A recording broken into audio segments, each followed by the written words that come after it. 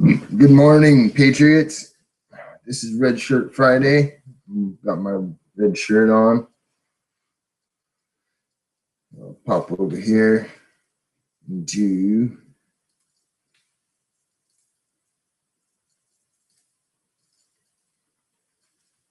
the room.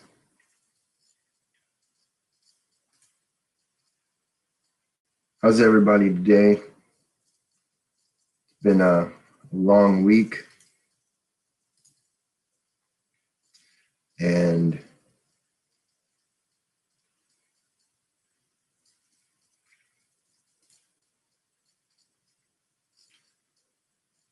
we've all been kind of busy.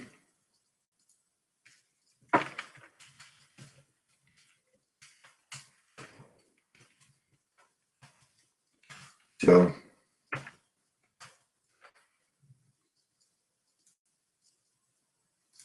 I'm going to go post this real quick in the other room.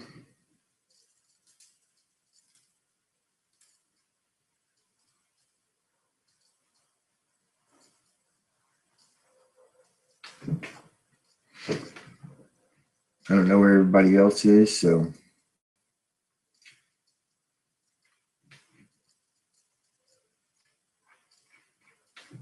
I guess we'll just wait for a minute.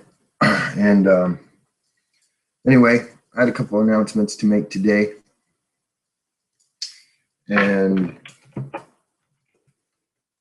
I'll wait for people to get in.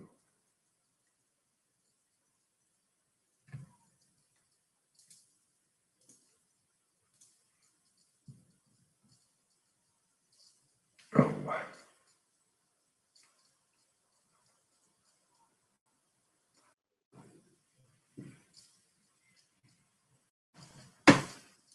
So anyway, I am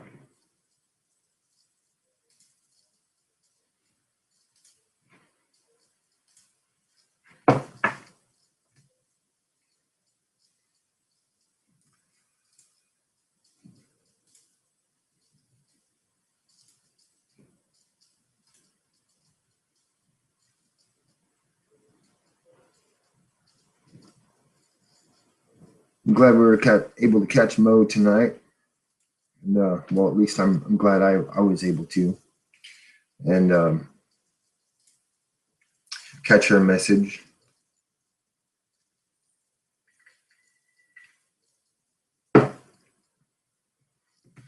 Because I think it's important that everyone know that. It's 3 o'clock in the morning here on the East Coast. And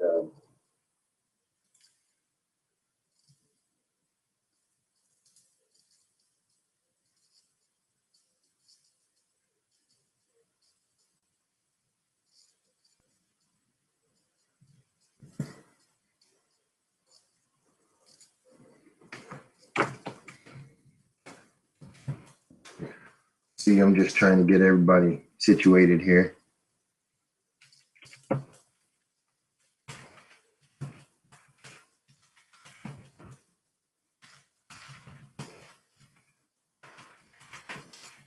So like I said, it's Red Shirt Friday.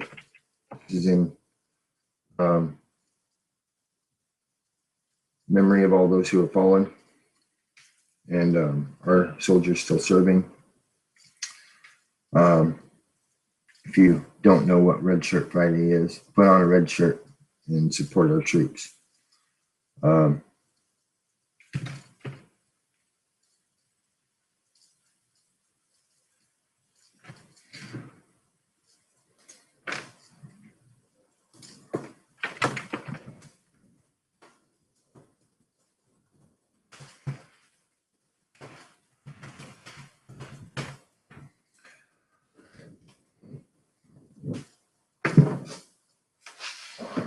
Nope, not a Riz shirt. I don't live on the Riz. Otherwise, it'd be made out of deer hide. That's right.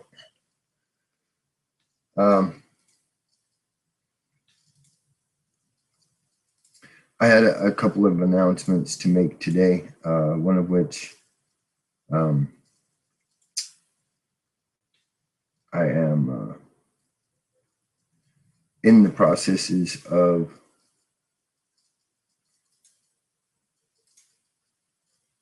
redoing some of my moderators and whatnot, because we've had a kink in our system, so I'm just kind of fixing that.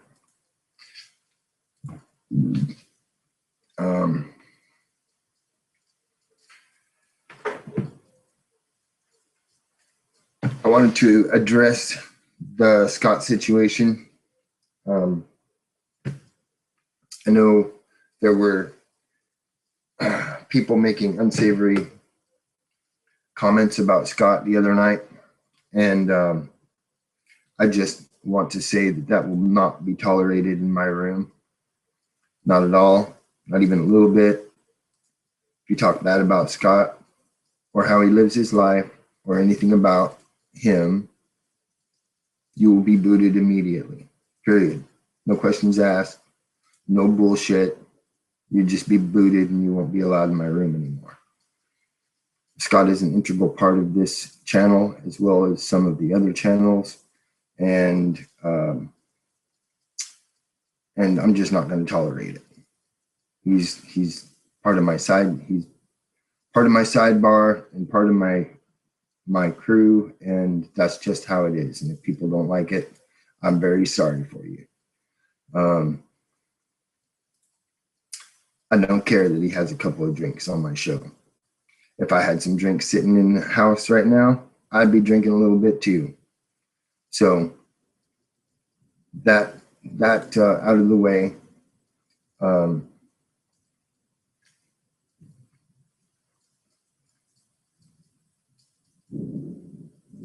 I can move on.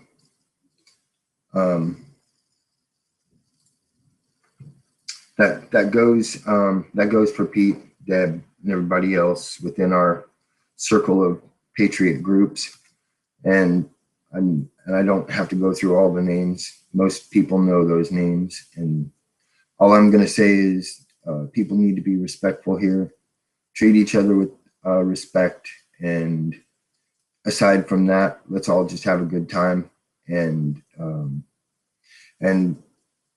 we can have some good shows and have good guests and whatnot. I have talked to someone from a veterans group who I'm hoping will come on later this week, and they're a really awesome group. They do campouts and things like that for military personnel who have been wounded, and they are not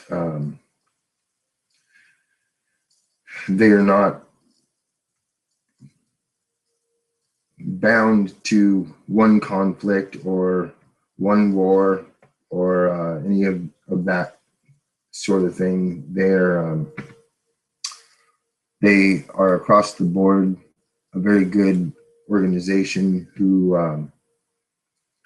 takes wounded soldiers out on campouts and hunting trips and fishing trips and things like that. So I've reached out to them to see if they can come out and do a show with us and speak a little bit about their organization and what they do.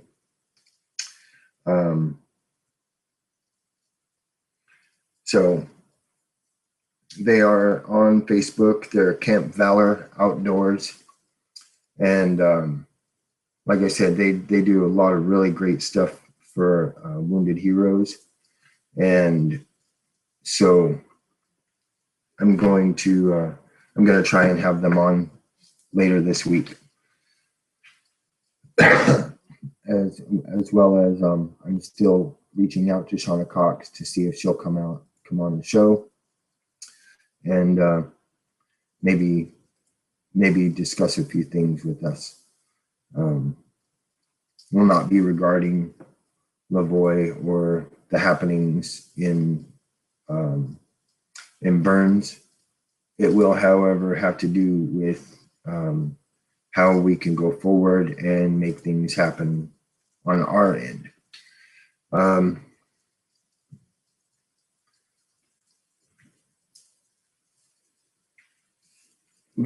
Like I said, we've had a really good week. I haven't been on too much this week. I'm preparing for some other stuff this weekend, so I've kind of been busy. But I'm hopeful that it will be some pretty good shows. So the Underground Resistance Network, Lori and I are going to do a show on Saturday, and I'll be on Monday with the tea party, or Mad Tea, and it's going to be a good time. It's going to be a good time. I thought I'd go over a few news stories and maybe bring to light some of the things going on.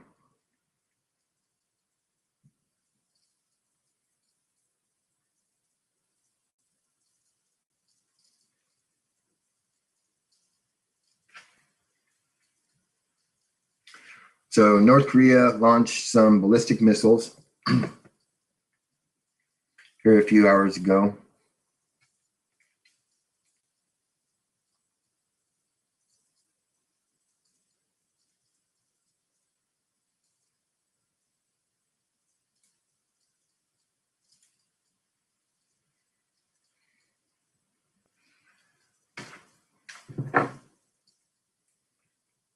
And or at least this news is from a few hours ago.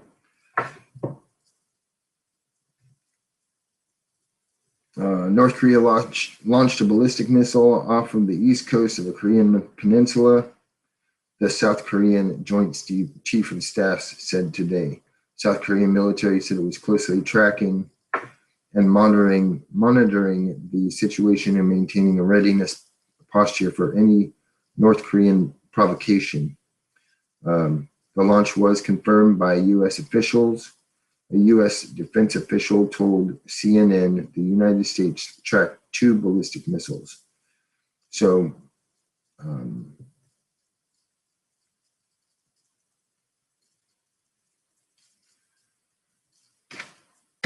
North Korea has definitely ramped up its missile testing and whatnot, and I don't know how much of a threat they really actually are, but they're trying to prove that they have some nuts. So I'll let them have that. You know, we have tons and tons and tons of missiles. So hey, why not? That's their choice, right? They are their own country. So there's a whole shitload of countries that have ballistic missiles. So I don't see anything wrong with them having it, as long as they don't go using them for nefarious purposes and whatnot. I don't care. They can do what they want.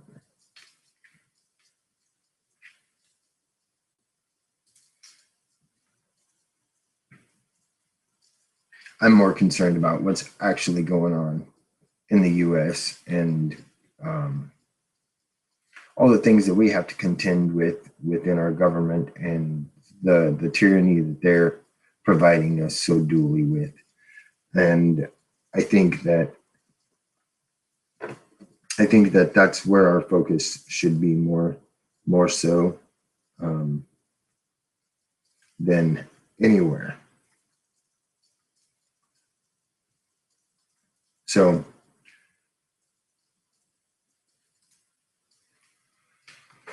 I'm cool with sitting in the dark.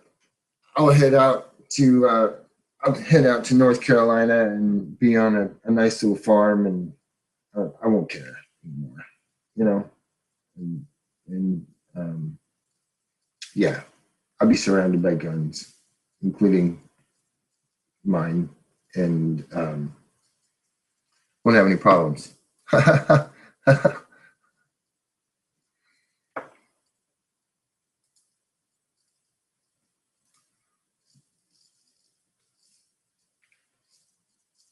I think, yeah, of course, I think our government is setting up propaganda against North Korea and several other countries, as a matter of fact, just to try and take our eyesight away from the things going on here, honestly. And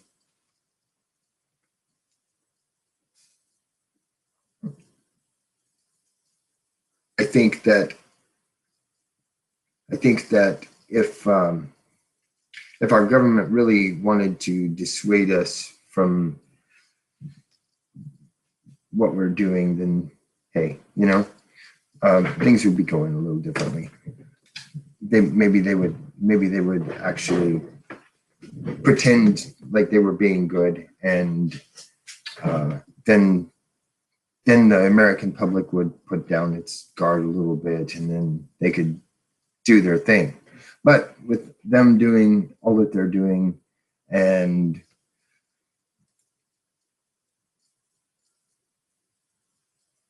with them doing everything that they're doing the way that they're doing it, America is America, and that's how it's going to stay.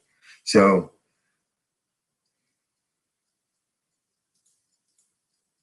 and I'm going to say coffee. Always say coffee. For those watching, it's 3 a.m. on the East Coast, and if you have a choice between hot chocolate and coffee at 3 o'clock in the morning, you should always have coffee. Always.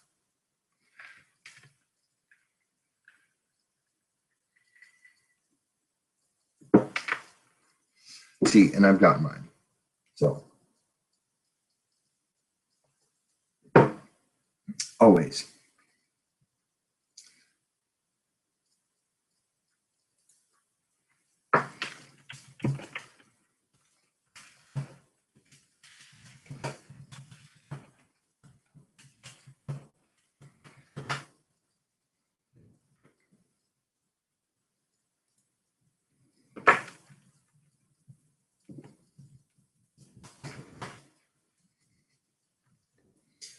Let's see if maybe we can get a guest in here, and then I'll have to talk all by myself. I enjoy having guests, enjoy having people on my show, and then we can have some really passionate discussions about all kinds of things. So,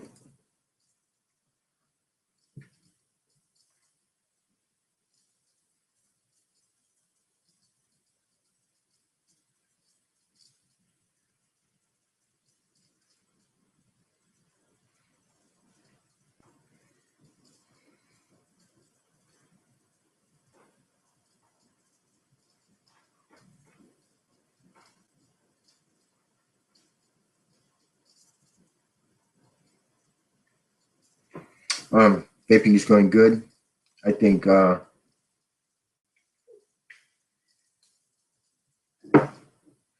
like the strawberry cheesecake mixed with a little bit of sweet caramel. It's very good. It's curbed my smoking quite a lot, actually. I was going through a pack a day, and I've actually I've cut down by half a pack a day already. So I was really hoping to be able to just like quit, but I'm happy with the results that I've had so far, and daily it goes down. So I'm happy.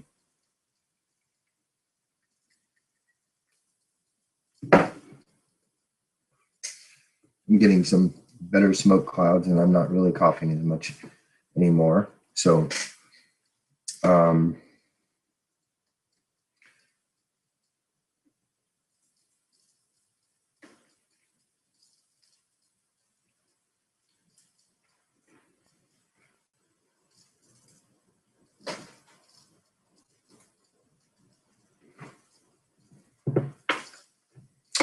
Do, do, do, do, do.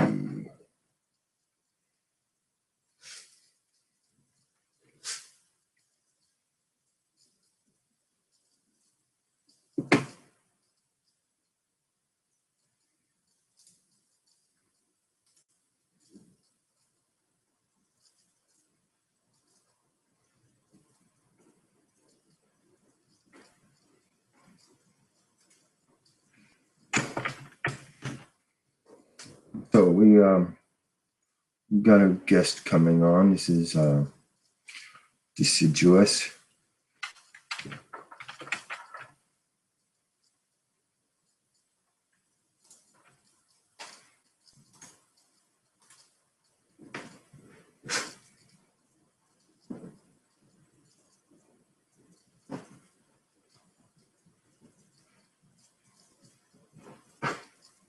Oh, and I have to add that that Jay Grady also said the same thing that I did, because she asked me to relay this information that her mods have the final say, and any kind of disrespectful talk will not be tolerated. Just saying. We had a very long discussion this morning, and we're both of the opinion that we are not going to have any disrespectful talk whatsoever. None. Absolutely none. Freedom of speech is great, and we're all for our First Amendment rights, but that First Amendment right is stepped over when you just start talking out your neck. And so putting it politely, you know, it's just not going to be tolerated at all in either of the chats. So when it comes to the mods, they have the final say. If they boot you, I'm not going to ask them why they booted you. I'm not going to ask. I'm not going to. That's their thing, and that's their job, and they're doing their job. So if they time you out or whatever, you might want to take a step back and look at what you said and reconfigure your idea maybe, and you can come back. And that's not up to me. That's up to them. So, like I said, my mods are my people in the chat room to take care of things. So if they have a problem with you, I'm probably pretty sure that I have a problem with what you said too. So just saying, the show is mine and the chat room is my mods, and that's how it is. Can you read me, Damien? Yeah, I got you, D. Nice, man. I was just checking it. I don't have any lighting going on in here. I'm kind of having a chill evening after a long day of doing a lot of manual labor here. It was funny, earlier in the chat room, someone was like, "What's manual labor?" It's like, do I have to describe what that is? I said manual labor was telling you to work harder and calling you manual and saying you're working by the hour. Hurry up. Yeah, I do feel blessed in my life because I don't have that. I did a lot of labor ready jobs a long time ago. Have you ever heard of labor ready? I've done labor ready. Oh man, I hate labor ready.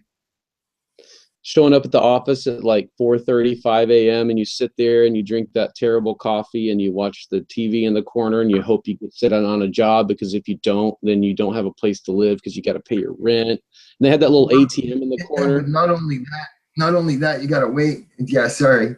You got to wait around and watch everybody else get jobs until you've been there for 6 months or a year. And oh man.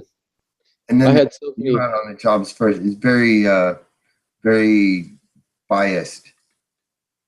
I had so many weird experiences doing labor ready jobs. I one time I showed up, and because I had cafeteria experience, they were like, "You got cafeteria experience. You're going to go to this factory, and someone called in sick, and you're going to cook lunch for 200 people." But the problem is with kitchen jobs is you can't just walk into a kitchen that's pre-stocked and make lunch for 200 people, because everything that you need, you have to ask where it is, you know. It's like, okay, there's the cooler and here's all your gear, and people are coming through, and you have 2 hours to I didn't even have 2 hours to get set up. I got there like an hour before lunch, so I was trying to throw stuff together and direct people in the kitchen, and everyone that came through that line, 200 people in this factory, were asking me, "Where's Kenny?" It's like, I don't know. I'm just here as a temp trying to get you your pizza. So bear with Right. me. Exactly. One of those fun experiences. Kenny died. They killed Kenny. Yeah, I know. I wanted to say that. Bastards. I ended up doing like a mulch factory job for like a week and a half too, where you're bagging mulch and stacking it on pallets, and just random stuff, man. That labor ready, that was a long time ago. And then they had that little weird ATM in the corner where when you finished your day and you went back with your signed off, little Paper. yeah, your little signed off double paper that's got the old fashioned, when they write on it, it makes a copy of it, and they give you the other thing. They give you a code, and you go to the corner and you type in the code, and it's an ATM that spits out your money for the day. And it was like $5.25 an hour in those days, man. It's like, Yeah. gee. Do you know how much labor ready gets paid? I would guess like 15.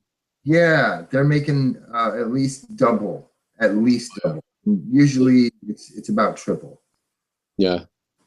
So if you get a 650 an hour job, or $7 an hour job, they're making 16. Oh, easy. Yeah. Yeah. Yeah, man.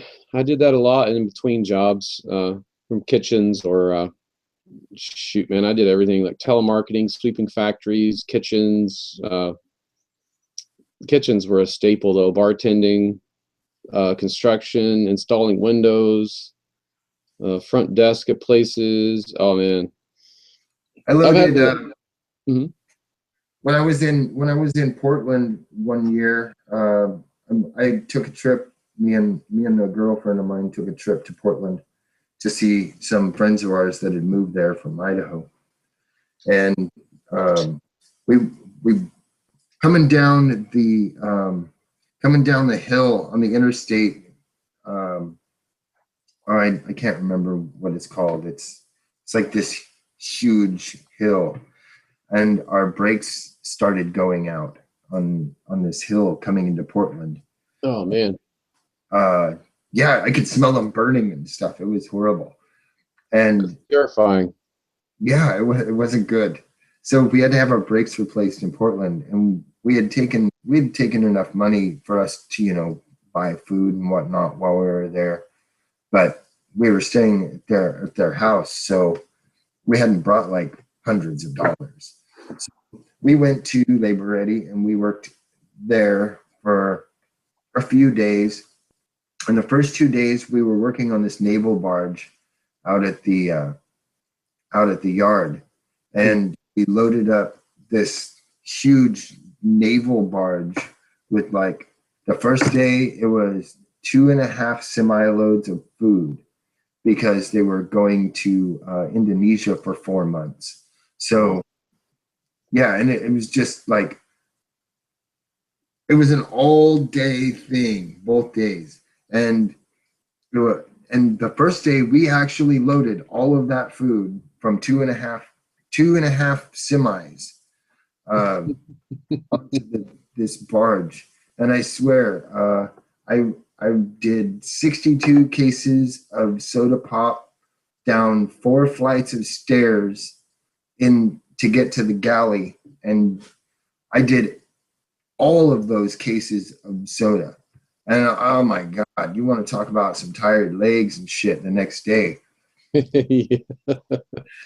But there were cases of food, and they fed us. You know, we ate lunch there on the ship and whatnot. So, but you should have seen the produce that the military gets. The Navy gets some of the best produce in the world. They had strawberries the size of my fist. They had they had the best of everything. Wow. So, yeah, it was amazing.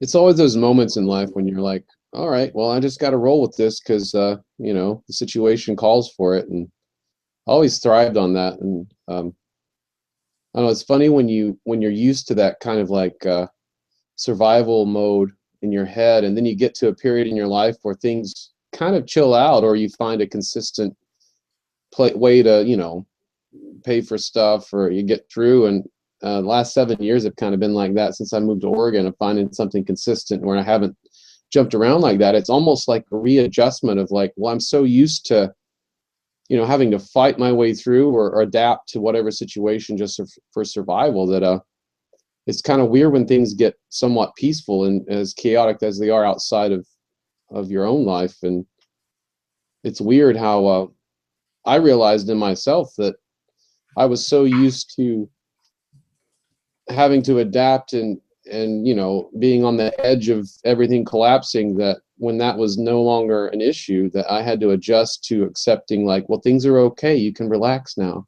a little bit. You always got to be on point, but at the same time, like, it's all right. You don't have to throw out 40 work applications this week to make sure you can survive, or you're not going to be with your backpack on the street anymore, so it'll be Right. okay.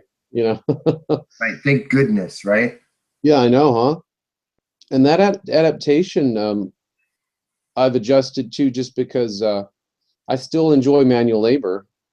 um, I had office jobs and stuff before, but it just it's a healthy thing for me, because if I'm not moving energy except only through my head, then I get spun out, and I go through that whole thing, of getting trapped in my head of like, oh my gosh, everything's going on, and trap, trap, trap. But I go out, shovel some dirt, come back in, and I'm like, okay, I can look at things differently now, and I've moved some energy. And that's just something I learned about myself with all those jobs, of like, the physical ones, I always slept better and was more creative than the ones where I had to sit and do something like filing. Or I was a file clerk at an accounting firm once, and that was, oh my God, I wanted to climb the walls and tear my eyes out. It's like, but if you do physical stuff, then you do the analytical kind of mental stuff, then there's a balance. And I never was one for the gym. I'd rather shovel dirt than go to the gym any day of the week.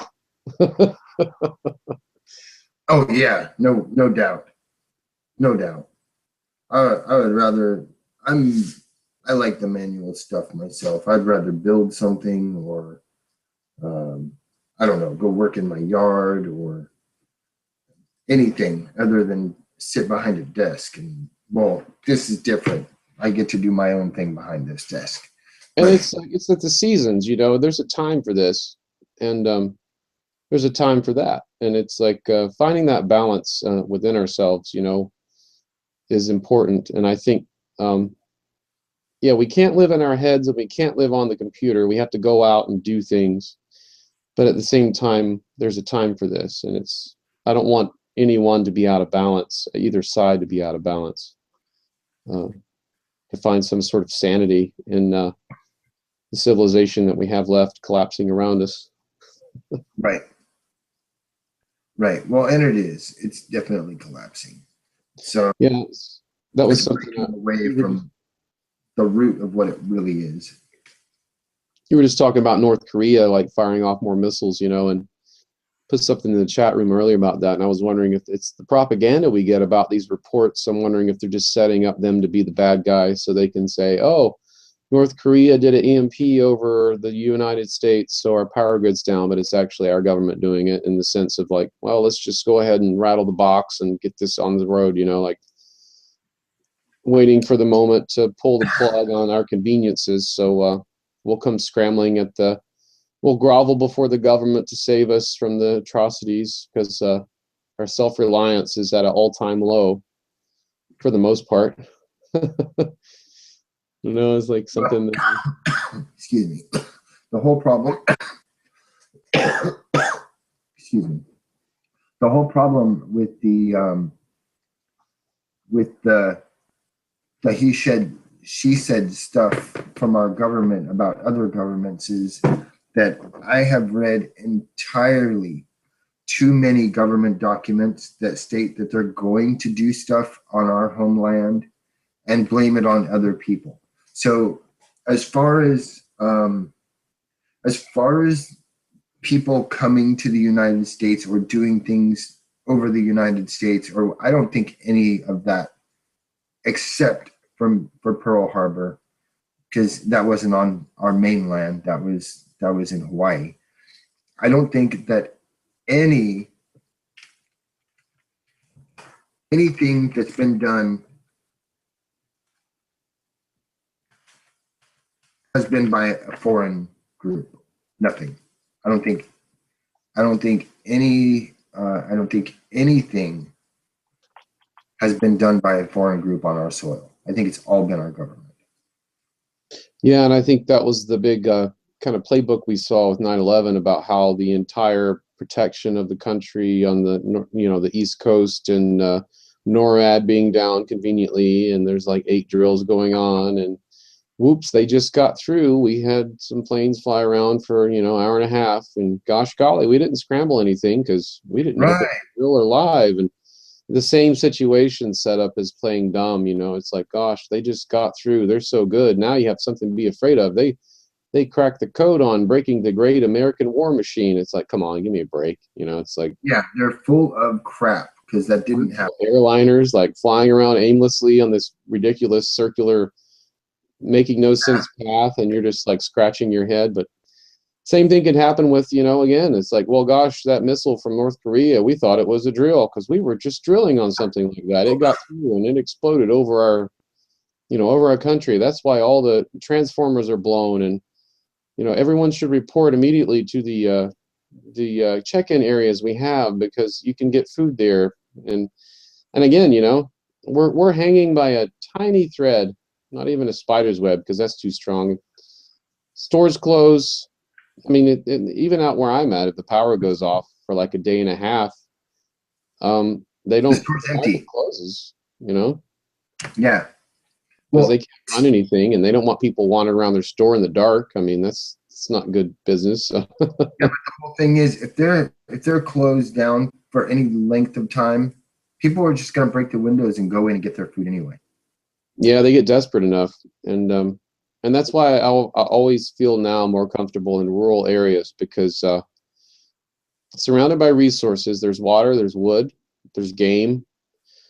And that's where, knowing what to do with those things is another story. But I just feel way more protected out here than I would anywhere where there's lots and lots of people. And it's reverse right now, because a lot of people don't feel comfortable unless they're in a city, because you have all the services available. You have the EMTs, and you have, the hospitals are close by, and you have a grocery store in every corner, and a restaurant in every corner, and a cafe on every corner, and on and on. And I think that is the backbone of what's broken the spirit of the American people. Is an abundance of convenience have destroyed our resilience. Our resilience to change has been destroyed by convenience. Our resilience to survive in itself. Yeah. I think that's one of the greatest things about learning survival techniques and living outdoors and being able to forage and being able to build your own stuff. And I think that's one of the greatest factors of my entire life, is being able to do that stuff. Because I don't honestly really, I mean, okay, I live in a city and whatnot. But if I was to get out in the woods, I'd be cool. I'd be absolutely fine. You've had that experience that it's kind of idealized now. And again, if and I'm not saying by any means that if I got dropped in the middle of the wilderness with a knife, I'd be scared shitless. I'm not saying that I have that level of skills, but one thing I've always tried to do is, especially being raised rurally near cow fields and East Tennessee and that whole thing, and one thing I've always tried to do is just uh, stay connected to that. And also, after a while of dancing around in the virtual kind of, not virtual disc, but just the crazy programming that's going on, like you strive and you just pray for something real. I want a real experience. I want something that I don't record and I don't keep any track of except in my head, you know. And that's Yeah. what I like about fishing. It's like I just sit there and I watch the river go by and, you know, throw the line out. If something happens, great. If not, I had to spend a great afternoon sitting on a riverbank, you know, just Right? watching the river go by. Exactly. And you're at ease and you're at calm and And I think that's, again, the rise of antidepressants. I mean, look at all the ways we've been separated from connecting to the world around us in a real way like that, you know? well, I was just talking about that with my mother-in-law too, you know, and I mean, you have to buy a license to do something that is part of life, part of Mm. part of subduing um, the the the necessity of stores, and um, and she's like, well, it's only $10 or $15, and I'm like, yeah, but multiply that times 300 million people, Yeah. and you get a much bigger number. You know, um, they have they have made a living off of taking away our living. It's that control thing where you have to request and actually work time at a job to give them the resources to get permission to have access to resources that I feel are a natural born right as a human being on this planet. I Well, don't think now there's a line to that too. If I go out and commercially start fishing and selling my fish at a stand that I catch in abundance more than I can eat, that's a different story because then you get into like capitalism in a bad way and you start right. No, depleting things. that's entirely different. What I'm talking about is what I'm talking about is like for your personal needs. You know, you go out and fish for Exactly. you catch a few fish for you and your family, or you catch a few crabs, or I mean, I live on the ocean. There is such an abundance of food here. It's pathetic, you know. Oh, yeah. And so, I mean, they're selling that food in restaurants for $30 a plate. Well, you know, and too, it's you look at the education system. I mean, I was the last one I think to make it through junior high where we still had home ec. And home ec now it doesn't exist. You know, I mean, I learned how to sew. I sewed this crazy like I had a choice. I remember this like it was yesterday. I could either make an ET doll or a Reebok sneaker pillow. So I chose the Reebok sneaker pillow because the ET doll was, was a lot. So, and then I learned how to bake cookies and make pancakes, and it was a class I had in school. But now it's like, no, you don't need any of that. It's like, but that's the most essential thing. But the reason they cut that out is that they want you as dependent on commercialism and unknowingly you just go buy it. You don't know how to do it because if you know how to do it, you're self-reliant. If you know how to sew a button on, you're not going to go to the cleaners. If you don't know how to make pancakes, you're not going to go buy them. You're going to get them frozen. Just buy them frozen. It's like, well, how do you make your scratch pancakes? And then it goes down the list. How do you change a tire? Driver's ed even. I've heard some people say that they're taking driver's ed out of schools now, and I'm like, wow, okay. I feel much safer on the road. Thanks for that. Right? Thanks for that one. I appreciated the teacher next to me. And they had these rigged up cars when I was, and this is East Tennessee. I mean, in Cowtown, it's like, I think I had 108 people in my graduating senior class, which is still a big class for a small town. But they had this rigged up car where there was an emergency pedal on the passenger side. The teacher would sit in. So if there was an oh shit moment, the teacher could stop us from like having a collision because there were also two other students in the back. We would go out in threes with the teacher. Right. I mean, the idea of that is a liability now. Could you imagine a teacher getting three kids in a car that's taking driver's ed and driving around town? And that's what I did. I mean, the liability of that now I couldn't imagine. Like, there would be like protests and like, you can't take my kid driving around with another kid, and well, we have the oh shit pedal. It's okay. The teacher's in the passenger seat. You know, it's just there's Right. a risk in I think everything. pretty much, Whatever. isn't that how they do driver's ed now? I mean, even with, I mean, I think that's how they do it. I would hope so. I see those cars sometimes. It's like, you know, student driver, and I'm like, oh, so now you don't get it through public education. You have to go outside of that and pay for a class and pay for Yes. training. Well, there you go. You know, it's like, okay, let's just over specialize everything and learn nothing. Yep. And again, the biggest downfall of this country is when we got rid of apprenticeships. We got to bring back apprenticeships. We've lost so many great skills, so many great talents, because there's no recognized educational thing called apprenticeship. I worked under an apprenticeship actually, and I think it builds fortitude, and it builds character, and um, it builds this thing called loyalty. And that's what I did for the first, I want to say, 6 months to a year when I first started out in doing the flooring industry. Um, I worked under an apprenticeship. I didn't make anything. I mean anything for the first while, and like I said, for like the first 6 months or so, I didn't make any money at all, and I just learned, and it was a great experience. I loved it, and I worked for that guy for like almost 11 years. How So old were you when you started that apprenticeship? I was 20 something. I want to say around 22 or 23. Well, that's good. You got into one at a younger age and you learned that.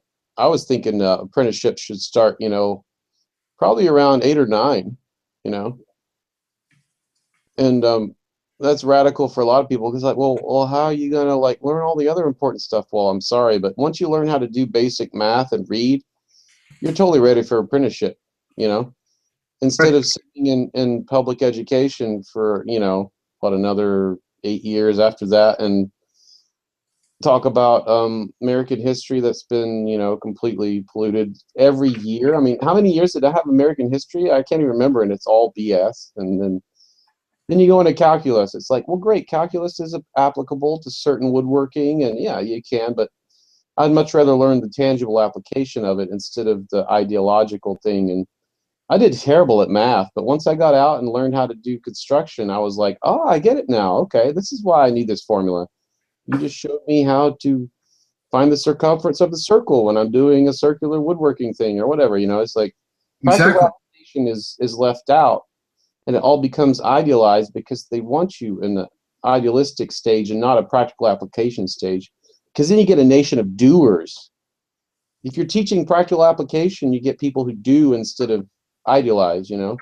well, that's what our country was based on. I know, That huh? isn't what our country was based on. Mm-hmm. Welcome, Scott. How are you tonight? Oh, Scott, I thought you were crashing out, brother. It's good to see you I there, man. I was. To say it's you brought up a topic I absolutely had to talk about.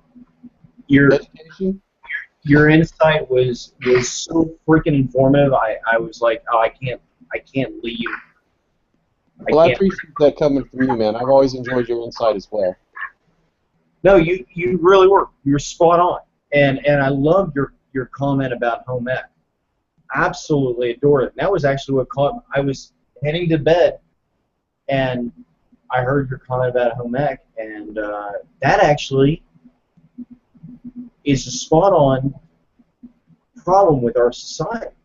That what you said about home ec, all right, it was a farce class when we were growing up. Every guys either took metalworking or they took home ec, and if you took home ec, you were you're kind of that little prissy boy. Mm-hmm. But your comment about it, nobody needs it. They don't want us to have it. They want us to be reliant on the manufacturing of society. And that one point, let's actually take that back to the big scale, okay?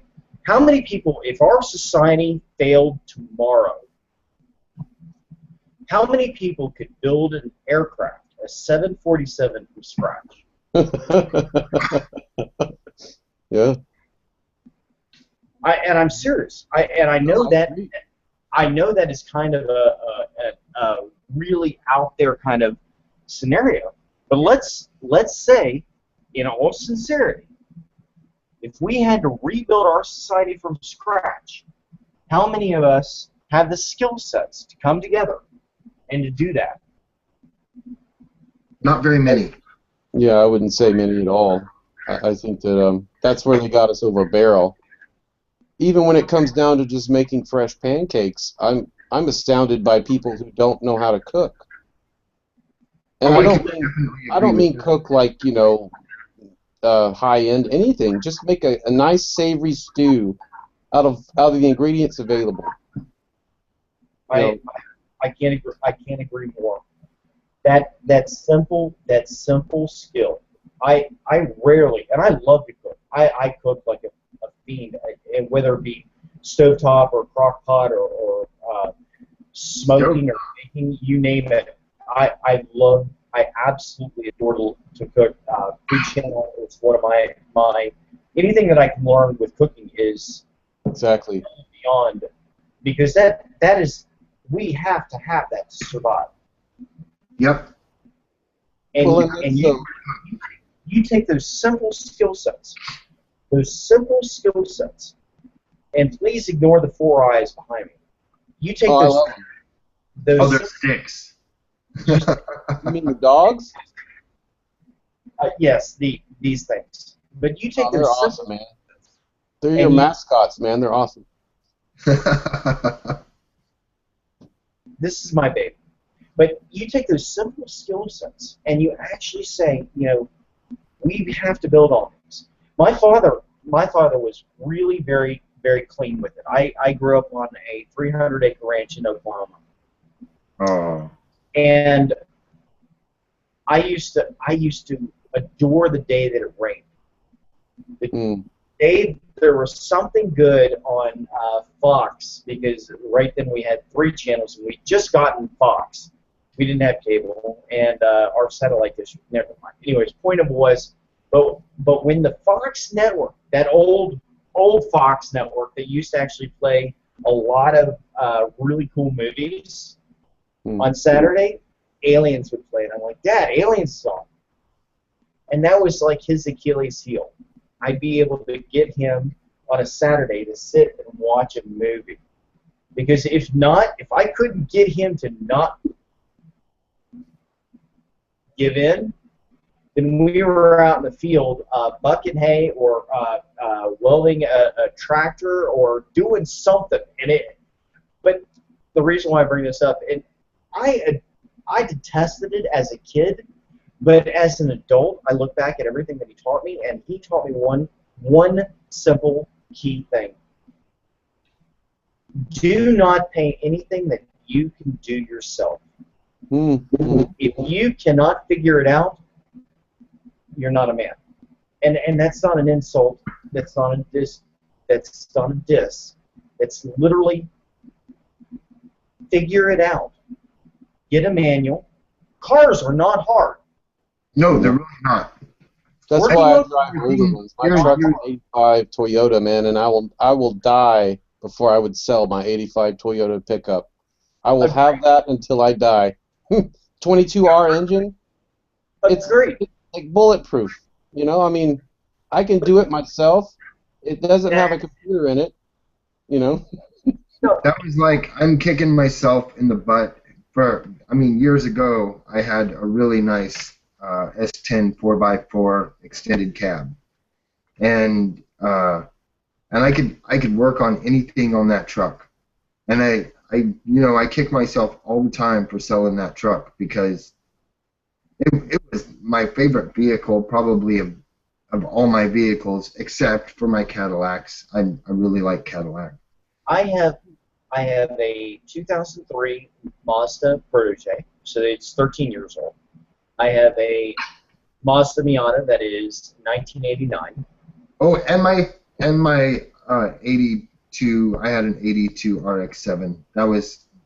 Oh my Yeah. And I have a 1981 CX500 motorcycle, and I love every one of them, and every single one of them, like deciduous, you were saying, I can work on them. They're simple. They're mechanical objects that if you understand the simple basics of mechanics, how a bolt fits in a hole, how a grommet fits between two surfaces, you can fix it. That's the funny thing too is all of these vehicles we're talking about have spark plugs, and spark plug was invented in the late 1800s. Yes. No, well, Really? you actually want to run down the rabbit hole of deciduous. They were invented in the 500 BC. I mean, Oh, you mean the Baghdad battery? Or yes, yes. Nice, dude. With the copper and the lemon juice. If you really want to run down the rabbit hole, then this technology has been there for a while. It just took us a while to relearn it. But The these, thing that I always found funny, the parallel running with that dialogue there is, okay, so you're telling me that they invented the spark plug, or supposedly, you know, the modern spark plug, late 1800s.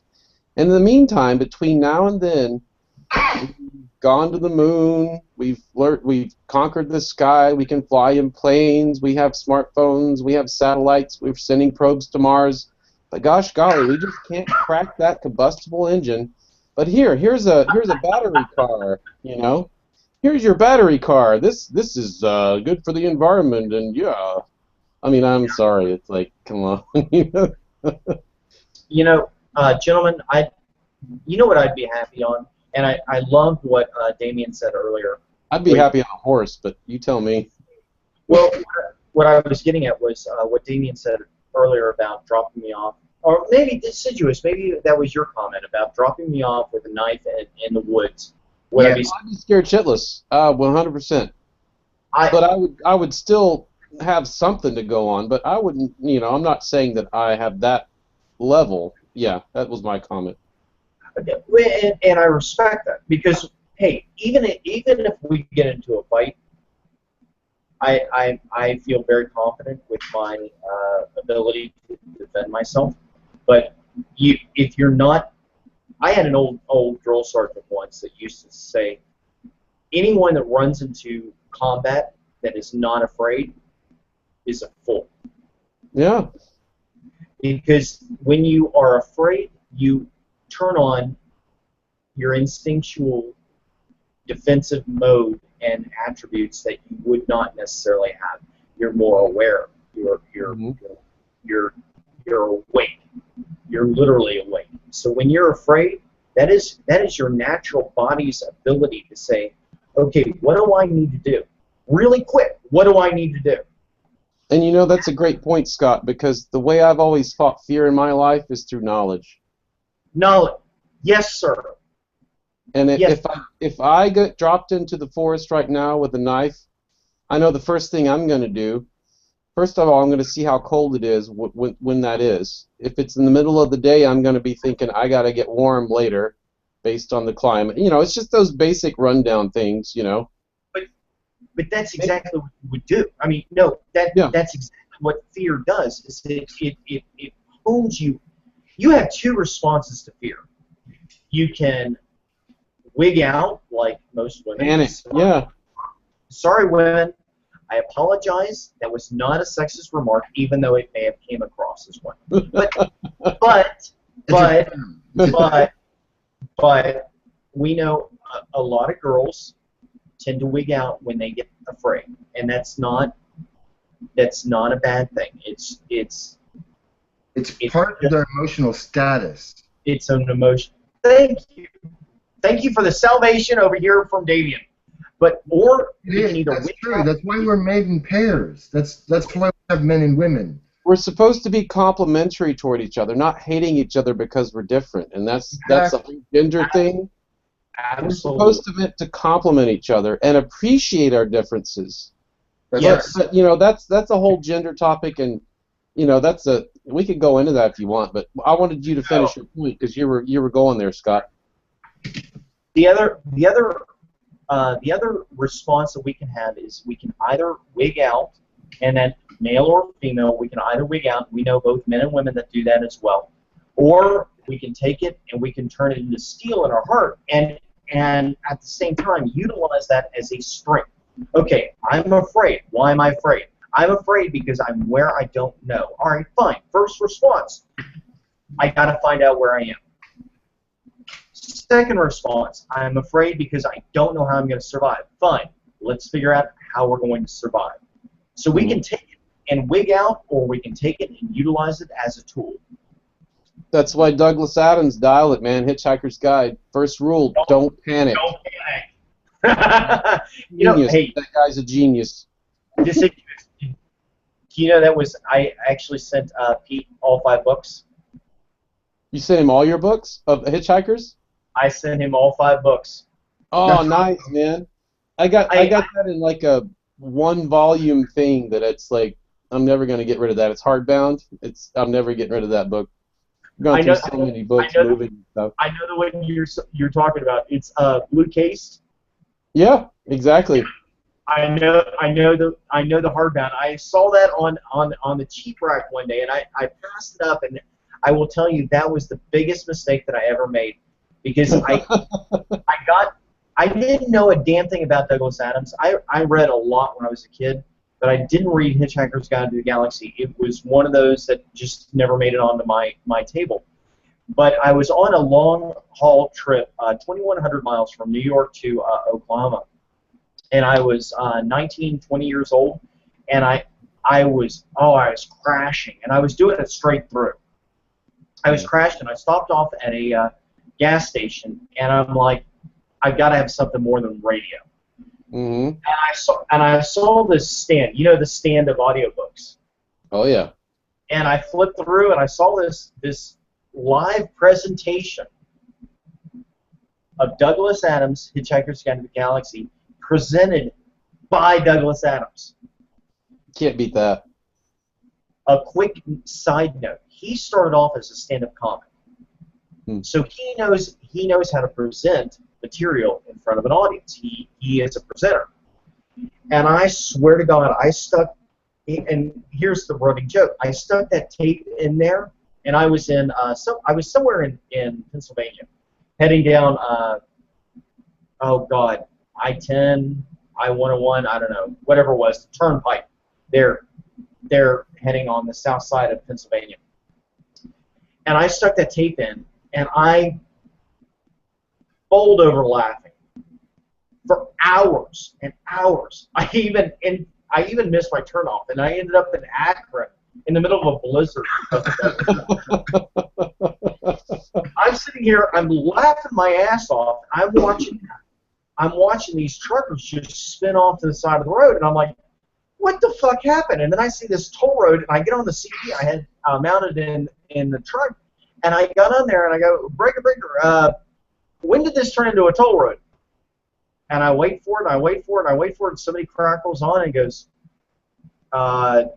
dude, this has always been a toll road. Perhaps you ought to check your map. I'm like, oh, shit. So I pulled over the side of the road. I pulled out the map, and I'm looking at it, and I'm looking at my marker, and I'm looking at the highway and the signs.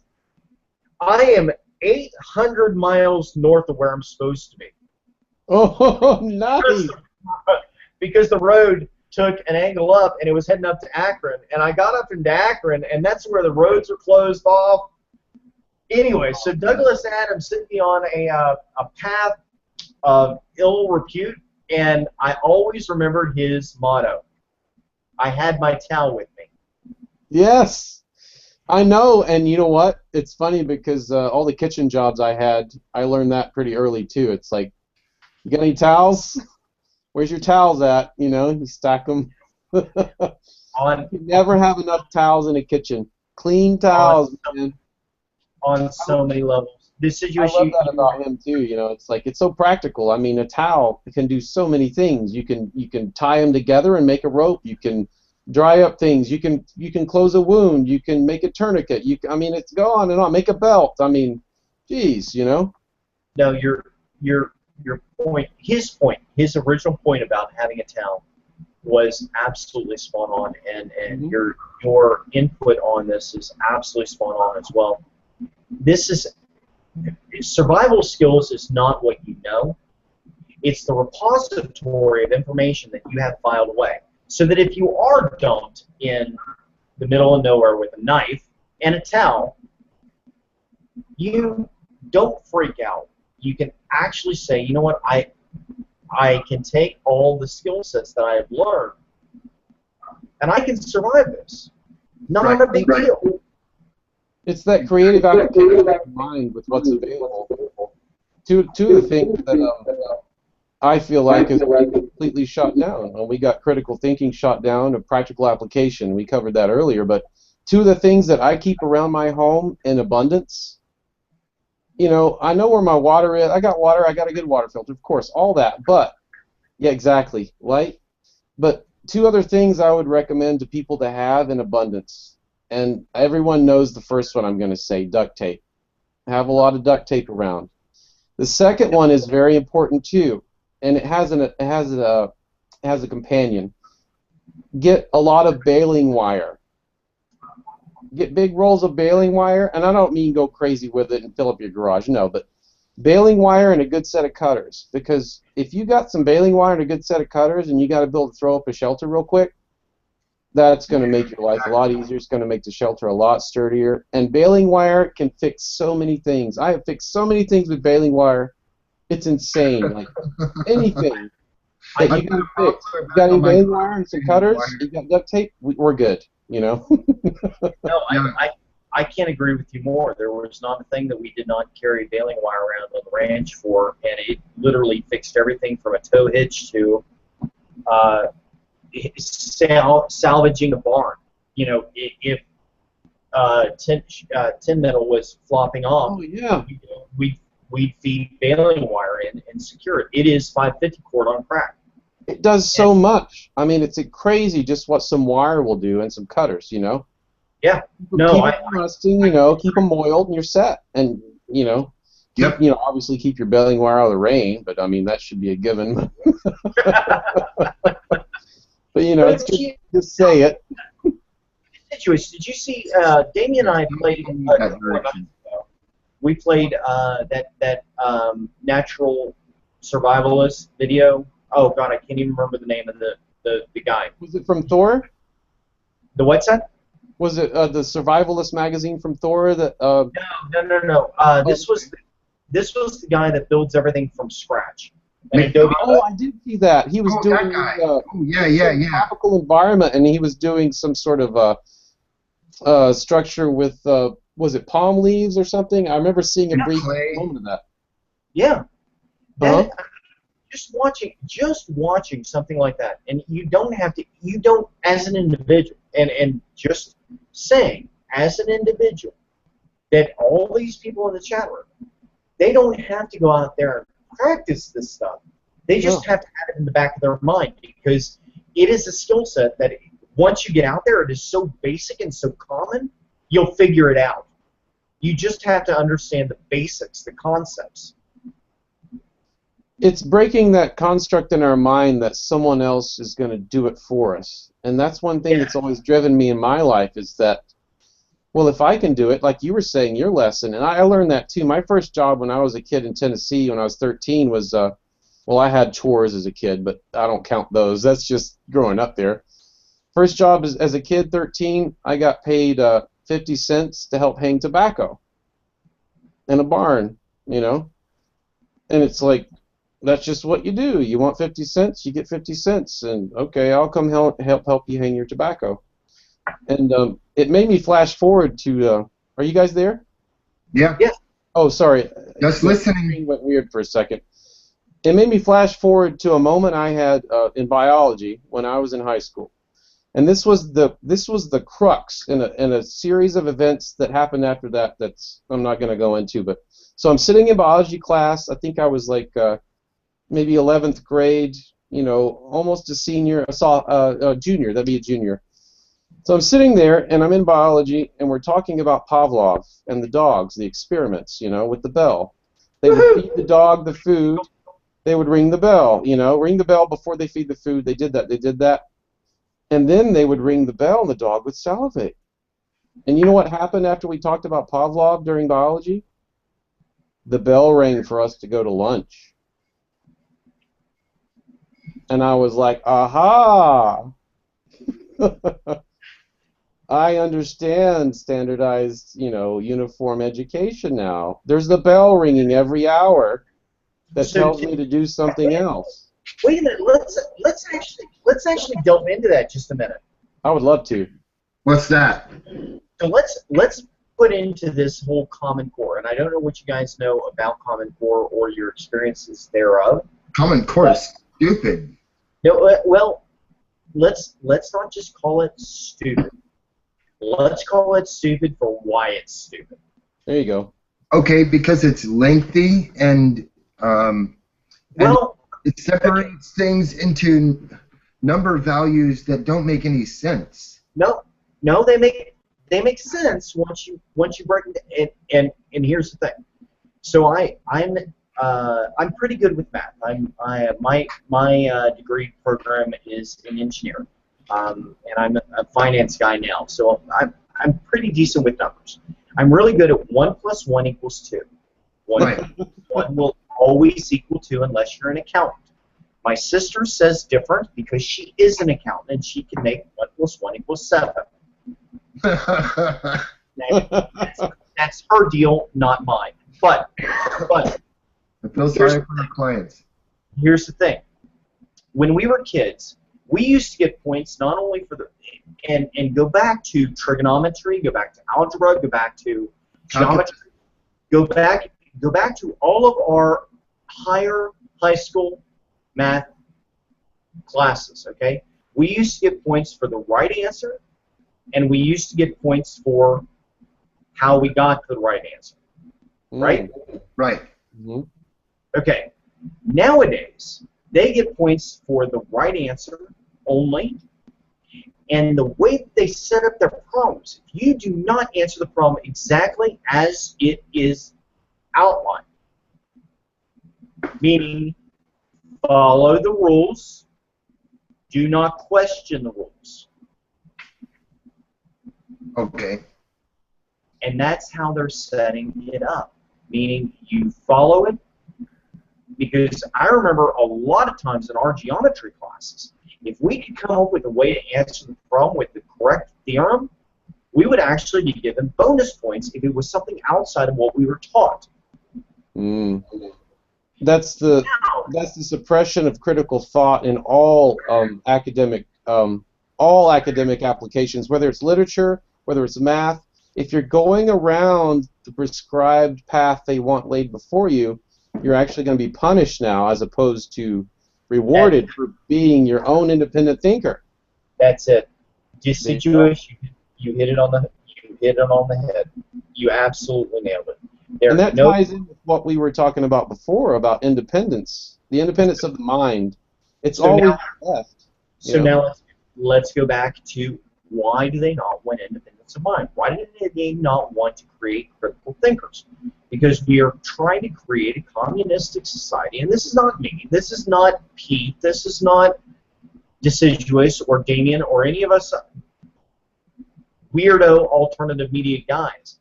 This is literally there. Oh, I got a really nice alfalfa going on. I was enjoying that.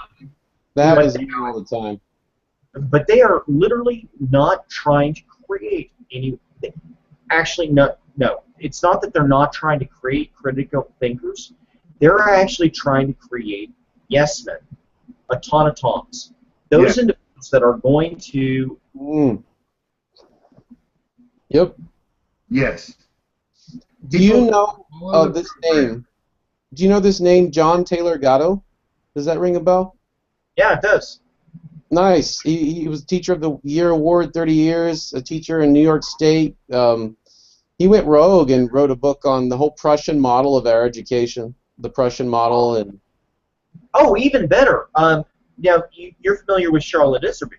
oh yeah, yeah. Those guys are in the same category. Yeah, she was the Secretary of State for Reagan for education.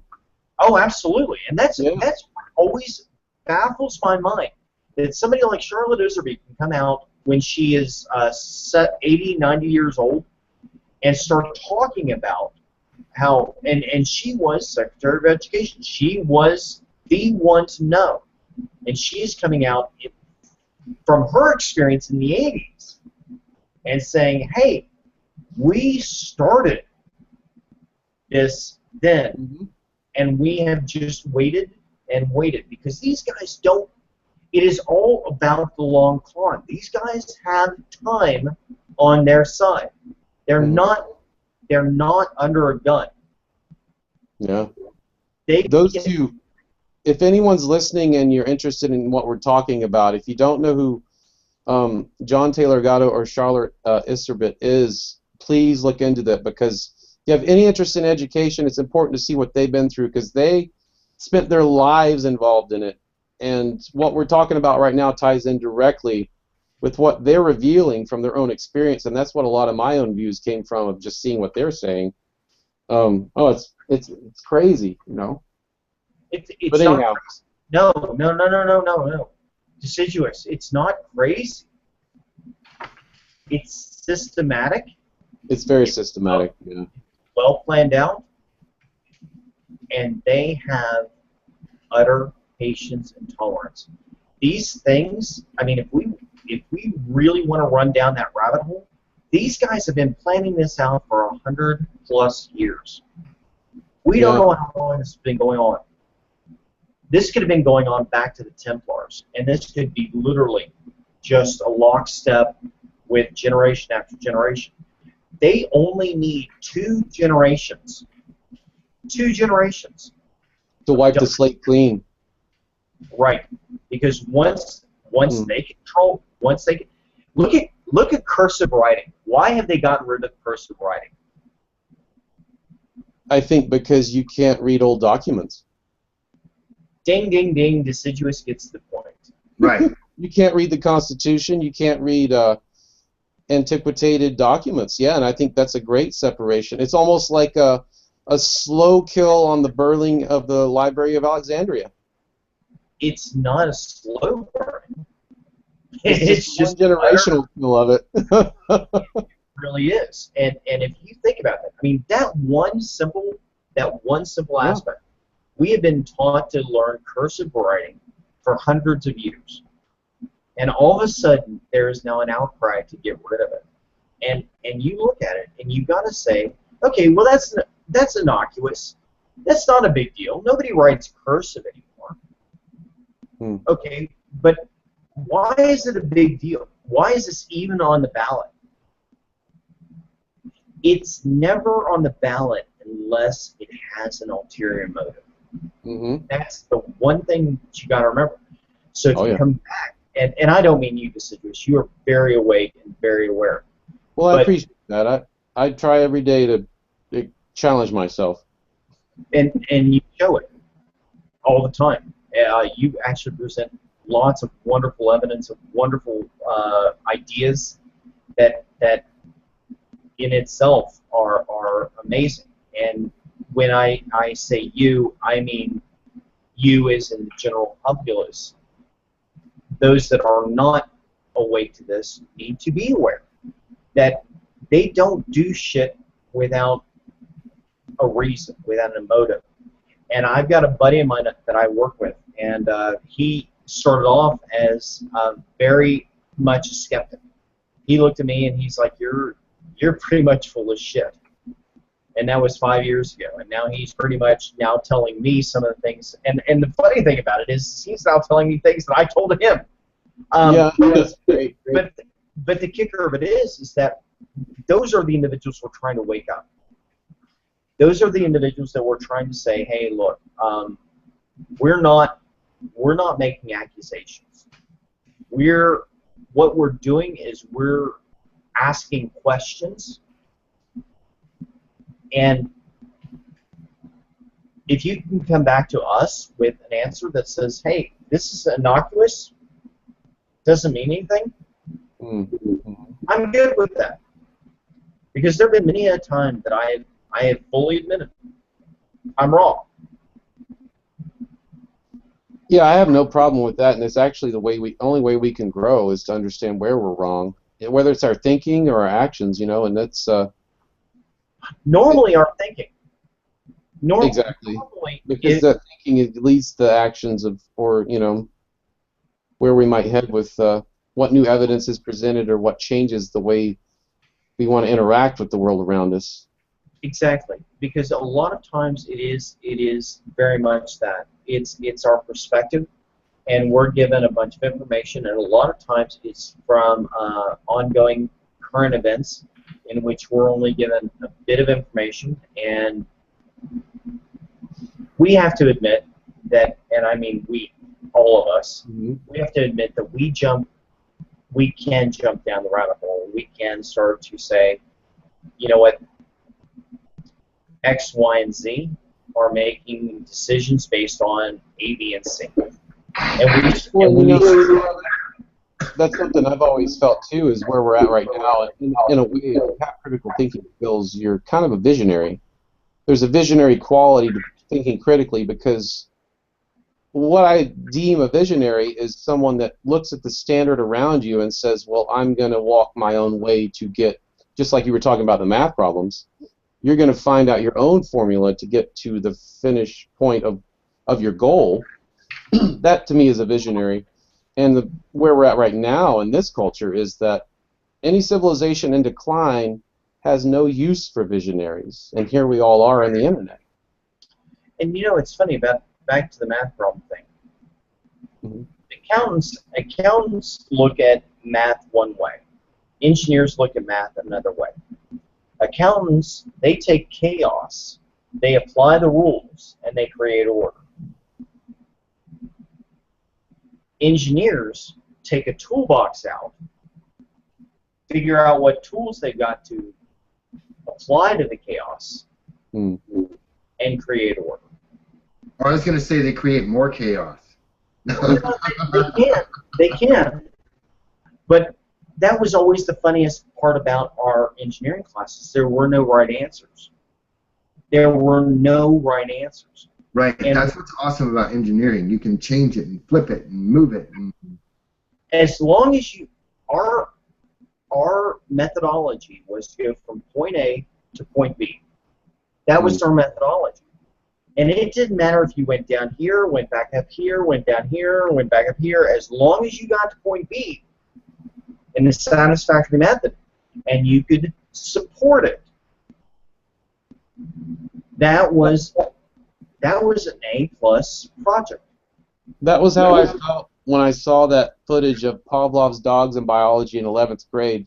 And I don't know what snapped then, but after that, I cheated my way through the rest of high school and would lay out of school because my friend was a hall monitor and go to bookstores. And I kind of went rogue then, and I've been rogue since then in my own way. And but that was funny how the thing that was applied through the system made me actually reject it all, because something clicked that day, seeing that this experiment's done on these dogs. They ring the bell, they eat the food, now go to lunch, here's the bell, beep, you know. Yep. And I started ditching school, and I laid out of school, and I graduated only because I cheated my way through it all. And I would go read Nietzsche and Douglas Adams and lay out of school. And you feel that you actually cheated yourself, or you just cheated the system? I cheated in the traditional way of it, but I actually rewarded myself with thinking critically. well, I think that is exactly the answer that I was looking for. But by all common standards, you know, if I had been completely upfront and said, yes, I was out of school that day, I would never have graduated high school. And the funny thing is I ditched a lot of classes and got out of high school. They said, you'll never go to college because you ditched these classes. You didn't take Spanish 2. And I'm like, okay, whatever. So I go over to Virginia and I get a scholarship, and it's like, oh, cool, thanks. But then I ditched college too because it's like I'm not gonna owe 80 grand before I even know who I am. I'm moving to New York, so that's what I did.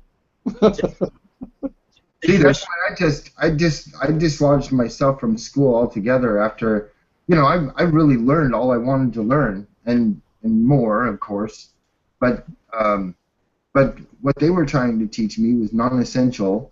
And okay, when it came to math, I was like super genius level when it came to math and stuff like that.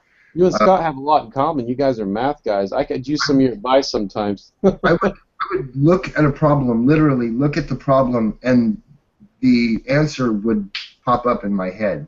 I didn't have to work it out on paper. And so my teachers would get really mad at me because here we would have this long string of digits, and it could be algebra, or it could be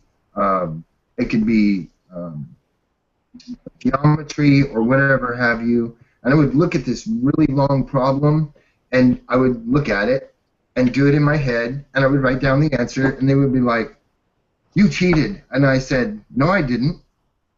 Prove I cheated." And they would give me another problem, and I would do it in my head, and I would write it down on the paper right in front of them. I didn't have any books or papers or anything around me, and they would be like, "How did you do that?" And I'm like, "I just figured it out. It's nothing. I mean, if you could do it on paper, you can do it in your head." You know what I mean? Yeah. Well, it's a gift of yours. It's like something that's part of you, and they're probably frustrated because they had a harder time learning the methods they were trying to impart to you, and you're just like, "Oh, there you go." And they're like, Right. "Wait, you can't get away with this. You're supposed to suffer for this and pay us money to learn this for, another 8 years." Right. And I didn't. I mean, after a certain amount of time of doing something over and over and over, it's just going to become secondary, I really gotta take a pee real quick. I'm just gonna let you know I'm gonna be away from the mic for just a second. Oh, that's fine. I had to go get coffee, so. It's funny. It is that outside the box critical thinking skill sets that they are literally trying to limit us from learning. And if they can get two generations, to not be able to do that, that is all they need to implement complete control. And that's just basics. I think that's part of the reason why they're putting all of this stuff into effect, because see, the reason why we don't have any records from our ancient history of teaching of math and sciences and all that is because it was just like I did in school. I did it in my head. They did it in their head. They didn't have to write it on paper. It was all common knowledge. And all of it, all of their sciences and all of their mathematics and all of that was just passed on down through. They're dumbing us down. Exactly. They've been trying to do that for 40 years, 50 years. Walk up to a random. Do me a favor, any of you in the chat room, do me a favor, walk up to a kid and say, "I have got a 52-cent item. I'm giving you $1.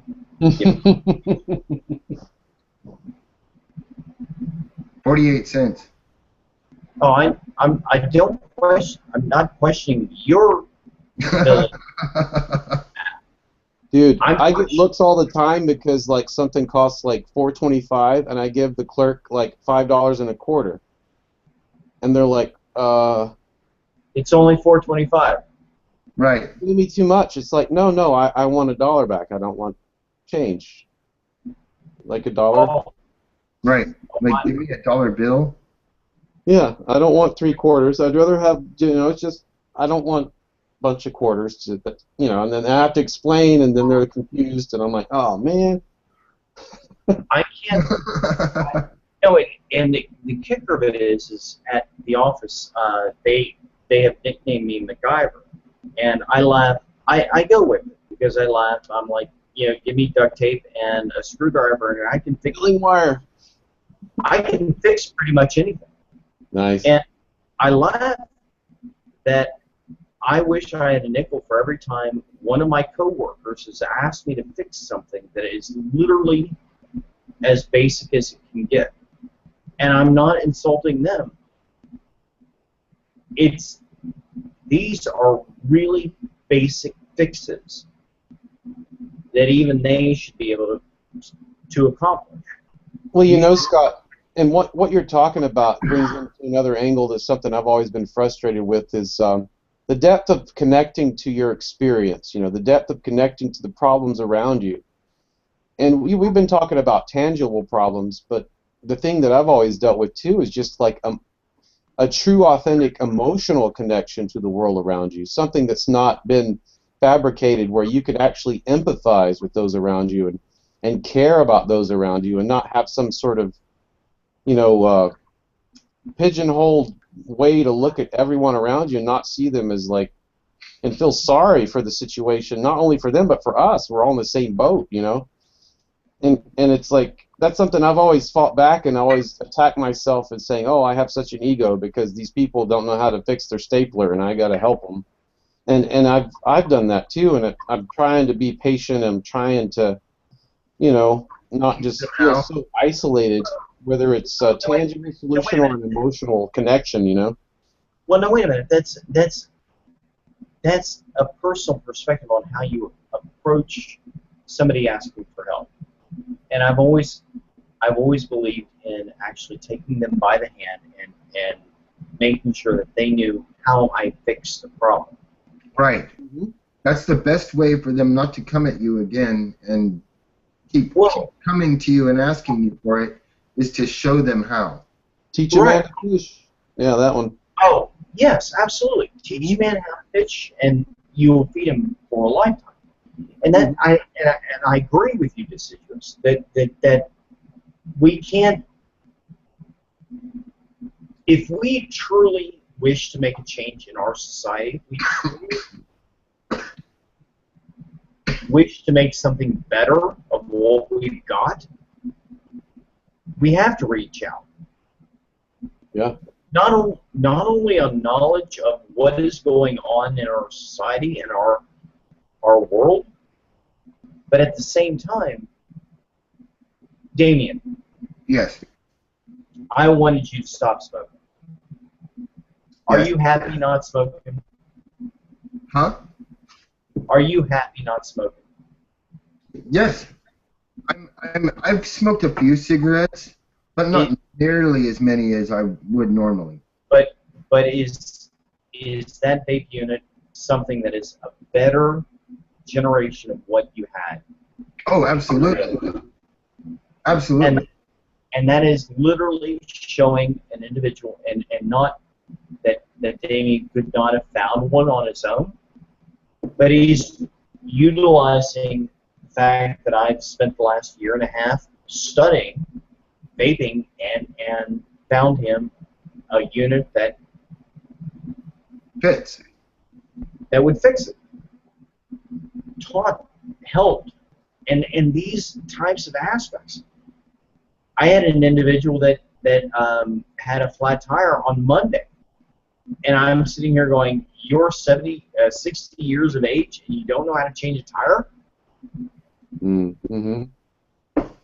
I know they had driver's ed. They had to have had driver's ed.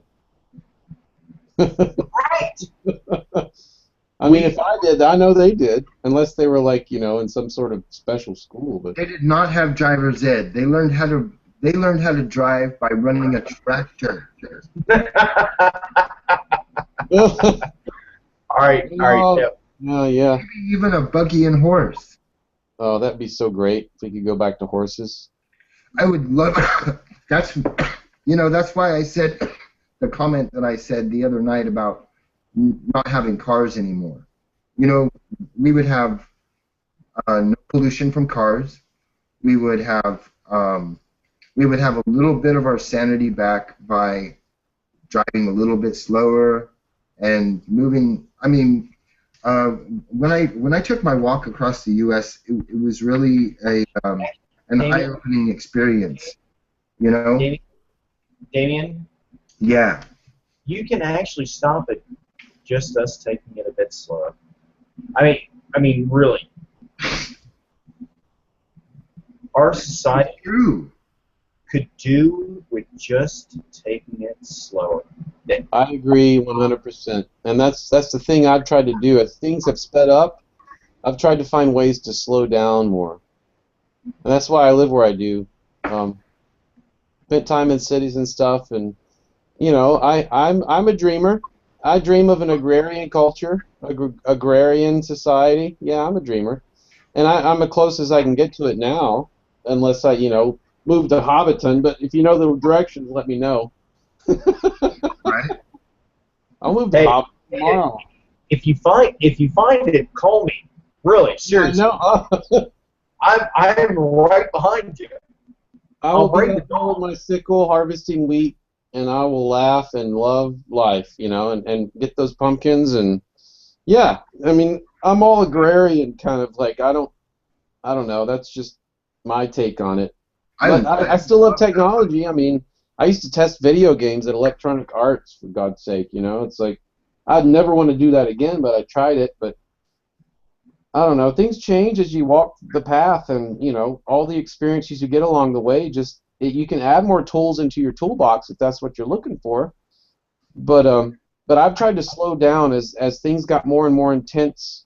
I wanted to find a way to try to have a slowdown, or else I'm going to implode, either mentally or emotionally or whatever. We got to slow down more. Right. I can't agree more. And I would love to just recluse myself to a isolated area and do exactly that. Just live off the land and do nothing more. You know what? If I could turn off all electronics, I think I'd be a happy motherfucker. Dude, I know. I was talking about that on Spitfire's show that night with Laurie and you guys, and I was saying I would love to spend a month in a Faraday cage and just see how different I feel. Take 1 month out of my life, live in a Faraday cage. I'll take some books in there, figure it out, but I just want to see what it feels like to have no outside influence of frequency for 1 month. If I feel the same when I walk out, I'm like, what? Great, I tried. But I would love to know that. And, I have obligations with animals and things and children. I can't really necessarily do that, but I'd love to set up even an experiment for someone else to try it and do like a medical test during the whole thing, heart rate, sleep patterns, everything, and document it. I would love to do that from the scientific angle, Let me ask you, I mean, really, in all reality, would you be happier with the life you have now, or just to grab an RV with a bunch of solar cells, go out and find an isolated area, start chopping wood, building your own life? Some seeds. I would be much happier with that kind of life. Much happier. I can guarantee it because I've done that. I've dabbled in that. I lived in a van for about 3 years back in the day. I bought an RV first, but then I realized the parking was a nightmare. And that was around the Venice Beach area down in L.A. And then I moved to Yosemite and was a tour guide living out of that same van. Then I moved into a tent community at this hostel I worked at. So I kind of dabbled in that. And what I found that was a difficulty in that is just knowing where to drive that RV that you're thinking of and start chopping wood and setting up any type of subsistence, you're going to get either arrested by the BLM or you're gonna have some issues. And that's how I learned the street side of being a rubber tramp. We call ourselves rubber tramps when you're living out of a vehicle, but that's the hard part. Is I realized I was trying to find some sort of free lifestyle utopia where I still work hard. I mean, even though I lived in a van, I was working 12-hour shifts testing video games, and I mean, it's not that I'm afraid of the work. It's like finding a sanctuary was the thing I've always searched for in my life, some type of sanctuary, and there's always been a part of it lacking. Either I go completely rural where I don't have great conversations like the one we're having now, or I go into office spaces where I can have conversations like this, but I don't have the rural country experience, you know? I'm always trying to find that balance in between the intellectual and the tangible salt of the earth side, because I'm both. I'm just both, you know? Right. I don't know. That was a rant. Sorry, guys. No, I didn't hear a rant. Yeah, That was actually really honest and heartfelt, and I really appreciate it. Thank you for that, because there are very few that are willing to give that that testimony. I like both of those worlds. I like taking care of cattle.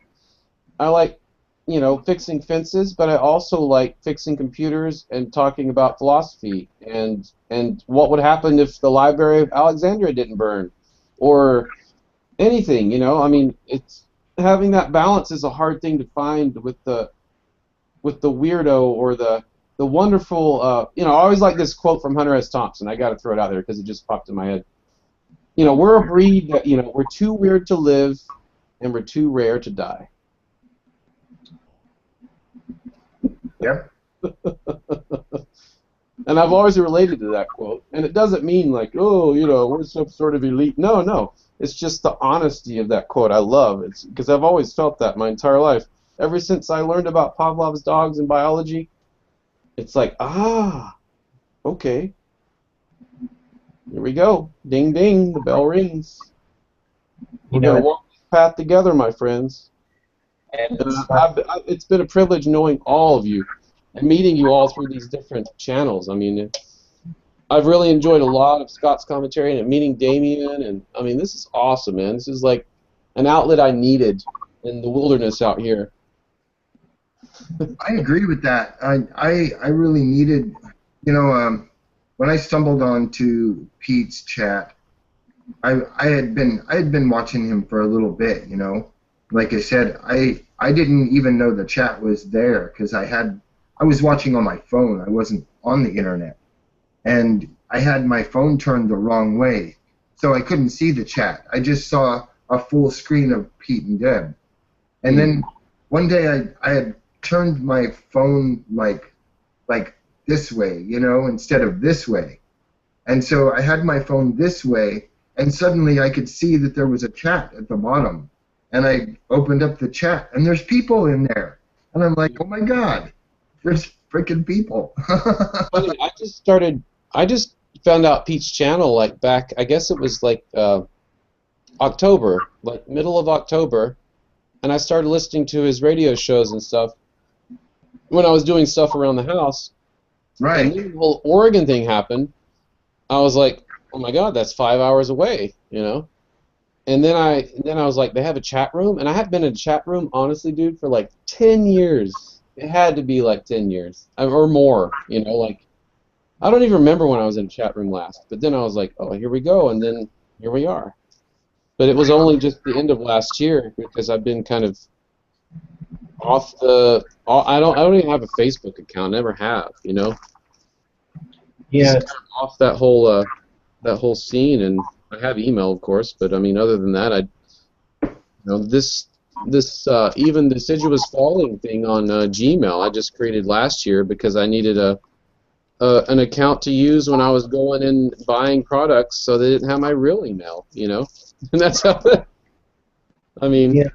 I don't give stores my email when they're like, "Do you want a warranty on this?" Sure, yeah, send it to this account, you know. You know, it's funny. That's the only reason I got stuck with this name. It's appropriate for where you live, though. Yeah, I don't know. I always like the deciduous trees of how they shed their leaves every year, but they stay alive. It's I don't know. I'm somewhat of a romantic poetic, you know. I'm a romantic poet, I suppose, or hopeless romantic. It's very reminiscent of what we are. Yeah, you scratch the surface of any cynic and you'll find a disappointed optimist, right?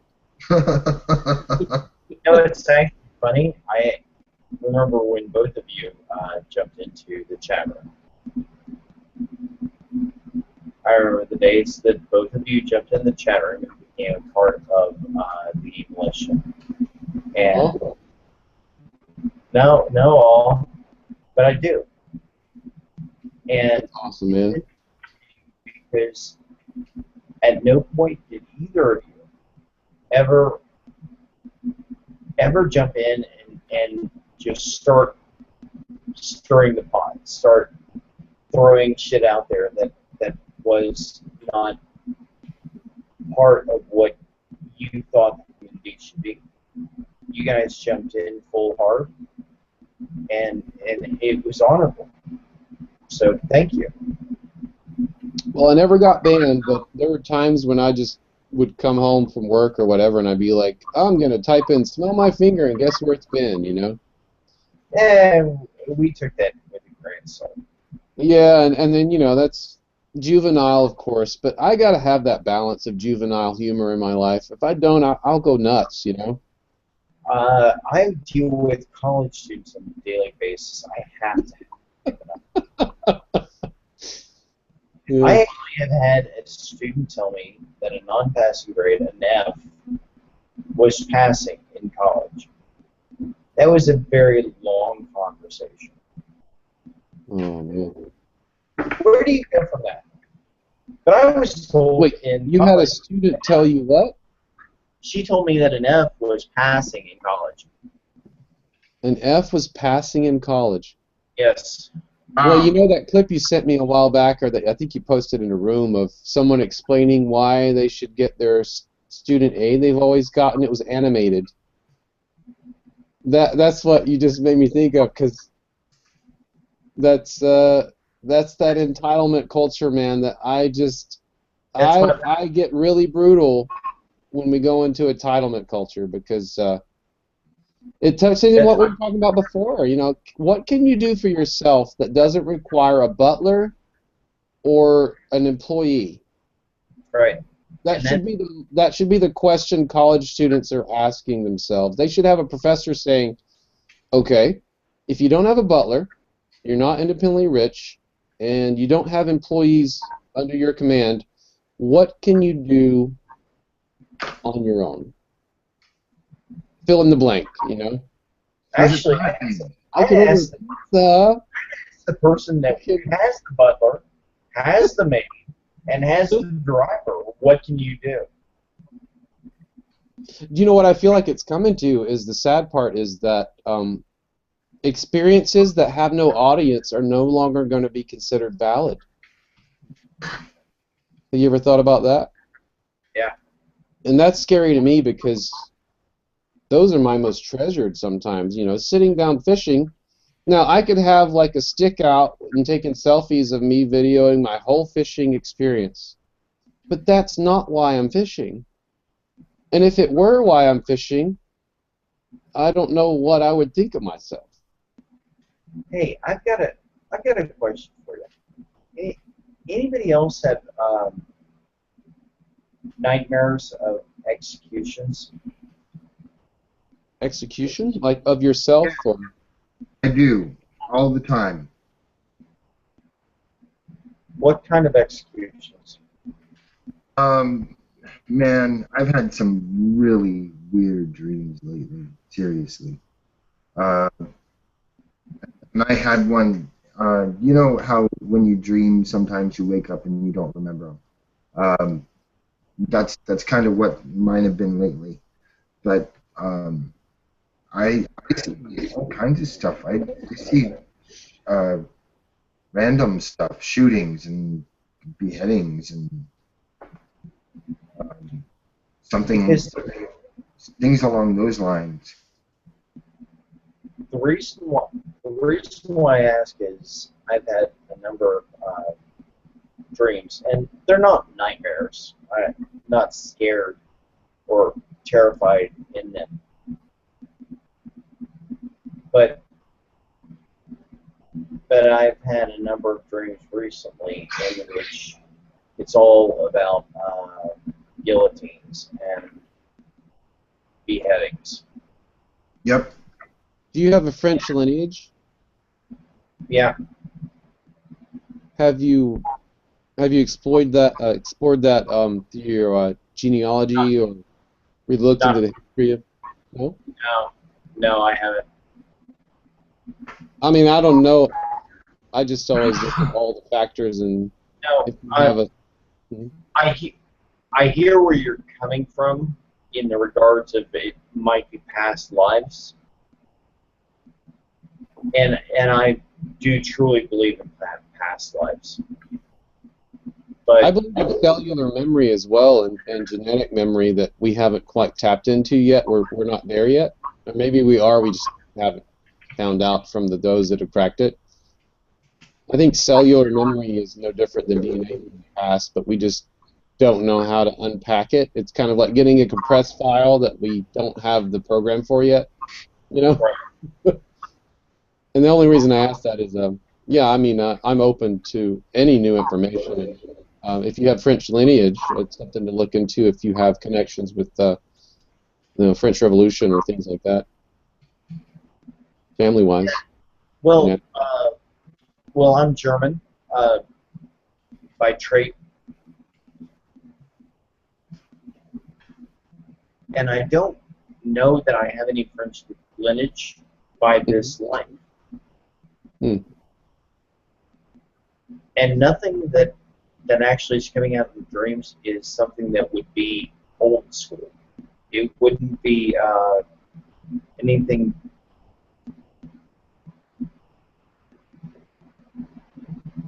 Last night I had a dream, and it was a recurrent dream, and that something weird for me, which is waking up and going back to sleep to the same dream. I do that. So when you have a dream, you wake up and then you go back and you revisit the dream you just woke up from. Right. Yes. Exactly. It's right back into the same dream. Mm-hmm. You know, you're awake because I woke up, I felt the dogs, I pet the dogs, and I looked at the alarm clock, which I really should be looking at now. But but last night, and perhaps this might have been I was a little bit under the weather last night, but it transposed to a dream that I've had just recurring, and it's How often has it happened? say again. Oh, how often has it happened or the reoccurring A couple of times a month that I get the same for dream. a few years? Yeah, it's Wow. it's reoccurring, and I don't watch things about guillotines. I don't. I don't watch any of the FEMA camps. I don't watch anything that has anything to do with that. I already know about it. I'm good with it. What happens in the Uh, the last night, I just kept standing in a line in front of two guillotines, just waiting, and I just kept moving forward slowly and slowly. 2 weeks ago, I had a dream in which there was a bunch of people running out of an area, and they had three choices. They could run left, middle, or right. I kept running to the middle and standing in this line, and we were standing in the line, and it was like a border check patrol. The little thing would pop up, Mm-hmm. the individual would walk through, and they would whack his head off. Every once in a blue moon, one of the guys would slip through and get to the bus on the other side. Mm-hmm. And these were dreams, two just recent dreams, that I'd wake up, I'd get water, I'd walk to the bathroom, I'd come back, I'd lay down, go back to sleep, and I was right back in the middle of the dream. And I don't call it a screwed up brain. I don't think they were dreams. I think they were television. So you feel like you're being told something that you need to be aware of or interpret to give you guidance on what's going on right now? Premonition. Is that kind of feeling that, or? That would be called premonition. And I don't know why, but it felt more, because I don't normally remember my dreams. I normally wake up and just move on to my day. I don't dwell on anything that ever happened on the dreamscape. Well, a lot of dreams dealing with death, that as far as what I've gone through, and this is, again, from a perspective of, I've dabbled in psychedelics trying to push the envelope on consciousness, but never really used them as an escape. But dreams are the same. It's like it's going to make you trip whether you want to or not, because that's kind of like what our brains want to do is evolve, whether it's through taking mushrooms or just having dreams. And I always hated the way our culture writes off dreams of like, oh, well, that's just a dream. It's like, well, no, this is part of me, and I had an experience last night that you weren't a part of, and I'm going to tell you about it. And I appreciate you telling me about that, because we all have those, and they're not given enough, credence or acknowledgement to say, hey, this is something that's happening potentially every night we go to sleep. But one thing I found about dreams about death or being lined up or being controlled, and also having a potential end to your existence with the guillotine kind of thing, maybe this potentially, and this is just, I don't know, I have no foundation of why, but I feel like I need to tell you this, that what you've been going through over the last 3 months is some sort of rebirth in the way you perceive the way to proceed forward from here on out. And I've noticed death dreams that I have sometimes is when I reach a crossroads where it's just like, what's next? And it's almost like a death of the old self moving to a new approach or a new angle to think about things that we haven't before. It's almost like a way we subliminally assassinate our old patterns and look for new avenues. But I don't know, I'm just ranting here again. Theorizing? Theorizing, yeah.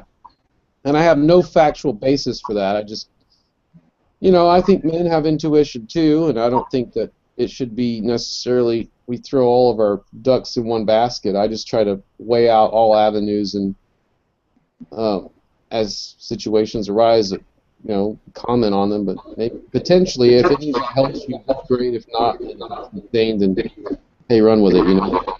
Right. Well, I think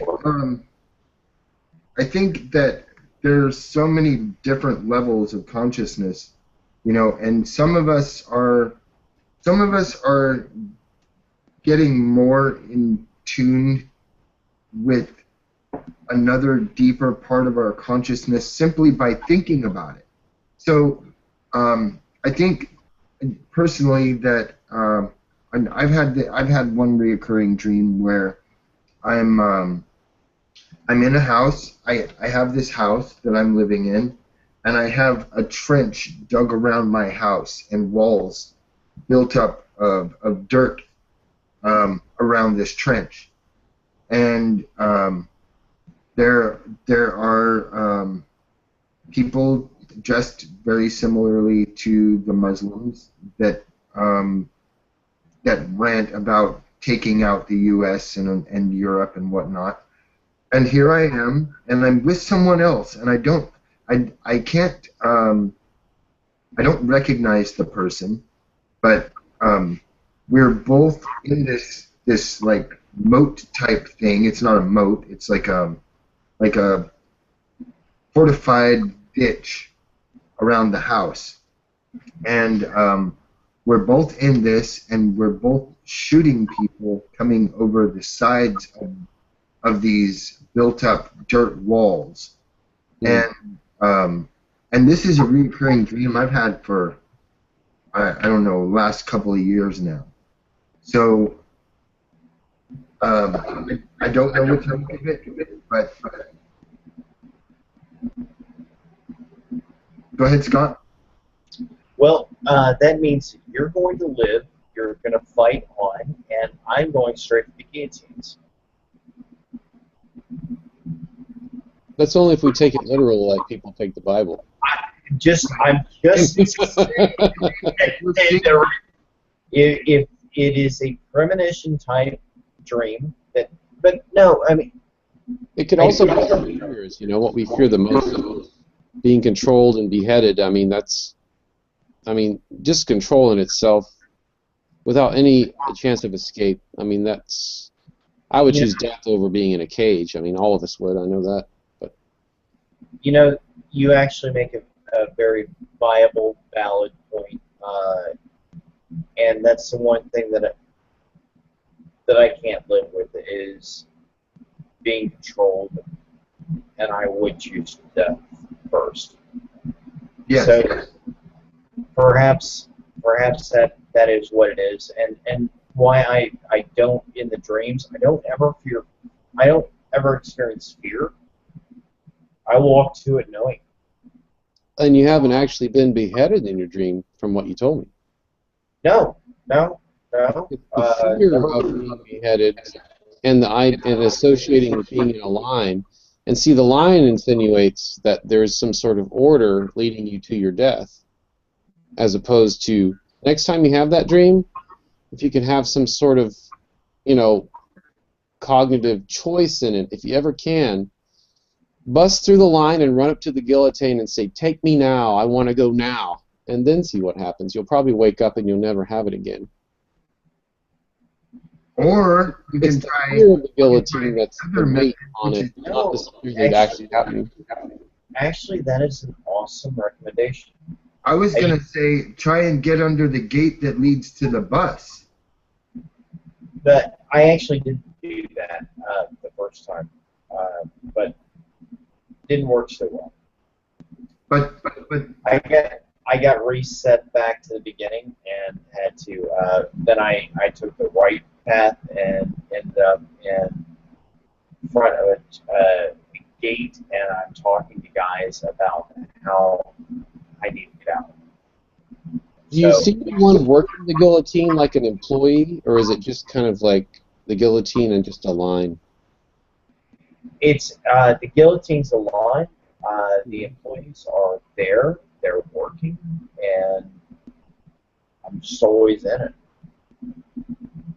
Yeah. Next time, cut line and push them all aside and say, "Take me next. I'm done with this waiting. Just take me now." And then, I mean, I think that you'll never have that dream again if you do that. Perhaps. Or maybe you will. I mean, I don't know. No, deciduous. You're spot on. I'll keep that in the back of my mind every time I go to sleep, and when I do, if I can, I absolutely will. Because you're right. We can't. I mean, specifically with what we do, we don't take lines and we don't take the status quo. We want to press and impart our freedoms and our liberties above what it is. What's funny about that dream, it's not the guillotine that's the fear in that dream, it's the line that's the fear. Because we all know the but I don't want to die standing in a line. I want to die in the woods, or, you know, next to my children, or on a bed with my grandkids around. And that's the fear. The fear in the dream is the line, not the guillotine. Yeah, it really is. right. It's not the end, because I don't fear death. It literally it's the line. It's lining us up, making us actually be the cattle. It's what comes before death. that gives us the most fear. Death is going to take care of itself. And the line before the guillotine represents death. The line, you have to stand there. You can't skip around, play with kids, and look for flowers or mushrooms or go dance in the woods, or no. You got to stand in this cold, hard line and move forward slowly. Well, screw that, I give my medication to that line, and I know both of you do. Just freaking do it, and let me get back upstairs, and we'll deal with all the rest of the shit later. If somebody's going to make me stand in a line and I have no choice, then I'm going to be cutting. Just go ahead and cut my head off now. If I have no other choice, no way to fight, nothing else, I'm done. Because it's going to happen eventually. Whether I'm, 95 in a bed and I die like some sort of sick bird, or I die on the front lines of some sort of resistance, I don't care. But I'm certainly not going to choose to. I can't not have the freedom of thought or the freedom of expression or living on the fringes or anything left. I mean, that's what got me involved in all of these channels. There's no way I can't respect that, because it's all we got left. We don't have that much left. That amen is all I got to say to that. I mean, seriously, that was the most astute realization of. And if I had a dream, I would never thought that in that way. We all complement each other when we're alive. Have you ever seen The Wall? Oh, The Wall? Oh, dude. I just saw the new Roger Waters production of it, and it's like, I can't imagine, it's funny watching $8 million walk across the stage in one production. Yeah, was that the one with, that's a new movie, or was that? The new production of The Wall Roger Waters did without the other guys. Oh, wow.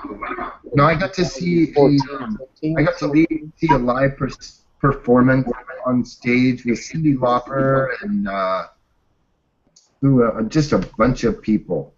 We all did The Wall together, like a celebrity performance of it.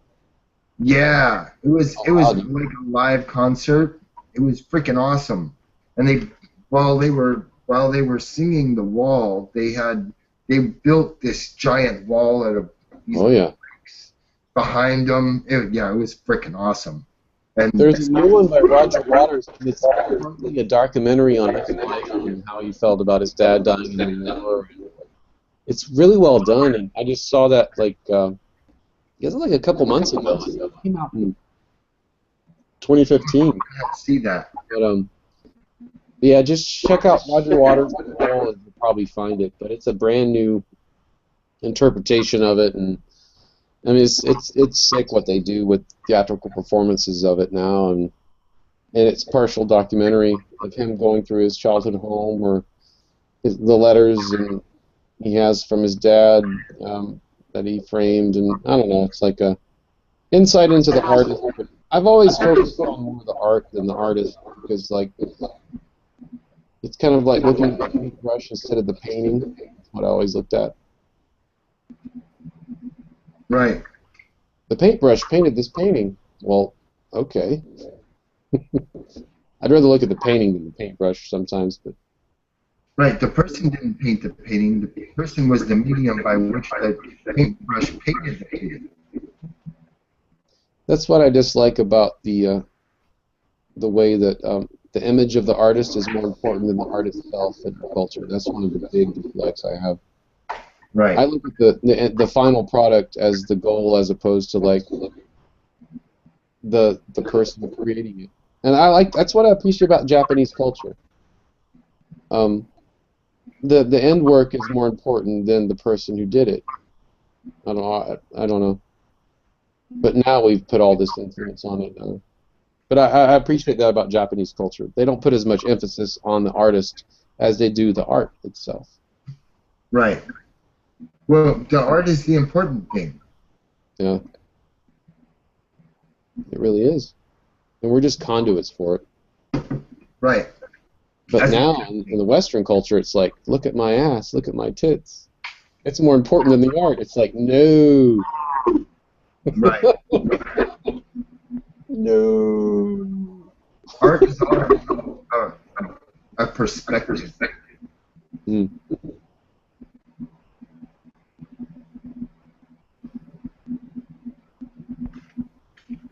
Well, this has been great tonight, man. I've really appreciated talking to both of you. It's I wasn't planning on doing this, and that's what I always like about it. It just kind of just happens when it's supposed to. Well, and we touch a lot of different. I like having you on because, and Scott too, because we touch on so many different subjects. Mm. And it is about the perspective that individuals have that they bring to this discussion. And it's not about having one or two or five guys that are recurring. It's literally about having individuals that bring to the discussion something different, Right. an interesting point of view, something that we haven't learned. And I've learned so much from Deciduous, and we've been in the chat room together for Months. God, what, a year, 9 months? I mean, you've been around a while. Yeah. It's not about our interactions in the room that we get to learn each other. It's our ability to actually talk one-on-one and say, you know what, this is your point of view, this is your point of view, and learn so much more than we can by chat rooms. And not that chat rooms are bad, because God knows that's where I spend most of my time. But I learned more from you, Deciduous, tonight than I have in the last 9 months of actually knowing you in the chat room. And I feel that's one of the most frustrating things about trying to fit in my thoughts in a chat room when you have limited characters, and it's like, and also too the scrolling effect. So you can't really have the nuances of language like we're using now and actually get your point across. That's why I miss good old parlors in houses. We used to have a parlor, and parlor, is French for to talk. I'm familiar with parlay. And talk, the parlor. There's a reason it's called the parlor. That's the talking room. Right. Have your neighbors over. And No. This is a parlay. oh, the parlay. Partay. Parlay, Damien. Parlay. We parlay, meaning we put down our swords and we walk up and we shake hands and we parlay. That's That's what right. you demand pirates if they capture you, right? But that it's a beautiful thing what you're saying actually, is that you guys have gotten to know me through once when Pete got arrested. You never saw me before. Busy putting together clips and putting together a case, man. I totally know it. No, but I mean, before Pete got arrested, you never saw me. I was always in the background. Mm-hmm. And it wasn't until Pete got arrested that all of us were stepping up and becoming more front side people, including you. When was the last time you got on a call-in? Me? Yes. Well, this one, not counting this one, I was on Spitfire, and then Damien, and I don't know. And before Pete got arrested. Oh, before he did. Oh, I never was, man. I'd never been on a call before that. So Pete getting arrested actually created so many different shows and networks. Yeah. That we've all spawned out into. Mm-hmm. And I've got to say, you are as well much a leader in all of this as any of us. that's the funny thing. I love when the lines blur between the participants and the leaders, and I want to work more toward that, to where there's no line drawn. It's like everyone blends together, and there's just a force that moves. You know what? You know what I love best. I mean, and this is me. That I see our old members not only jumping in and doing what Damien did, and doing what Blinks did, doing what various others have in creating their own shows. But what I love, what I truly love, is that our hosts, like Mr. Damien, that I come into their chat rooms and I see members that were members of Pete's chat room now in leadership roles. That's what I love, because that is the expression and the exploitation of the message out. The great thing about it, too, is I called into his show one night, and we ended up talking for like 5 hours about aliens and, you know, the potential that we're all genetically altered from extraterrestrial life, and then we moved on to politics, and then we, you know, 5 hours later, like, I think I like Damon. Cool to talk to. And then here we are again, and it's like, I just love the expansion. I sat there and talked to him for 7 hours about vaping. Damien is easy. Damien will talk to you freaking until the sun comes up. Are you kidding? No, that's what I appreciate about him, because that's the hardest thing to find. You guys are awesome at it, and that's why I love you both for who you are. You actually follow a train of thought, think about it, and then comment in a way that moves the conversation forward, as opposed to, like, after 15 seconds, like, so what about the Mets? What about that now? You know. I can't agree more. Deciduous, you got to give us your first name at least. Oh, I'm Matthew. I'm not ashamed of that. See, that to me, you know me. I'm very much about if I'm going to get to know you. On camera, I've done it before with Danny. I'm in a low lighting situation, and I was all like cozy in here, and it's actually added to the night. No, that wasn't what I was getting at. Oh, okay. You know me, and I'm all about, if I'm getting to know you, I want to get to know you. Cool, man. No, I've greatly appreciated this conversation tonight. I didn't see it coming, and I always like those where it's like, you know, I didn't come home from work tonight and say, I'm going to do a live show or go on a live show and talk to you. Like, hey, it just happened. Here we go. You know? Right. You know what? But I have been working on that, and it's something I was working with XSplit Live and blah, blah, and I have sound issues because the clips I drag in aren't up to par when I'm in Hangouts at the same time, and yeah. But I just appreciate Damien for allowing me to be on here, and he gave me a wrench. Yay! We got to have the knighting ceremony where we get the flaming sword for the trolls. Well, you know, it's funny. This is what I love, is the side shows, and I don't mean that in any disrespect at all, but the side shows, and I consider anything outside of Pete to be the side shows. Meaning, we've got Spitfire, we've got Mike, we've got Matt T, we've got Mike Strikes Back. Mm-hmm. Wait, that's not right. Anyways, but you get what I'm saying. It's Sora Strikes Back. It's all the side shows that have spawned off of Pete Santilli, and we've coalesced into a group, and we are actually able to bring in those individuals and get to know them.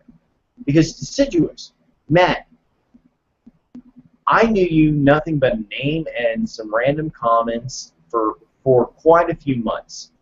But I didn't get the chance to know you. And, dude, I have got to say, you have proven to be your voice, your heart, everything that you have expressed in this show. I've heard nothing but truth. Well, I appreciate that, man. That's all I can hope for in life. You know, it's the only thing that's real. And that truth may change based on new information, but for right now, I just appreciate people who will follow a coherent line of conversation and not have the attention span of a flea. And you guys certainly don't have that. That's the most frustrating thing to me, is trying to make a point that takes longer than 30 seconds to explain. Well, and I think the great part about having these live shows is exactly what Scott was talking about. You get to actually touch base on a real level here, and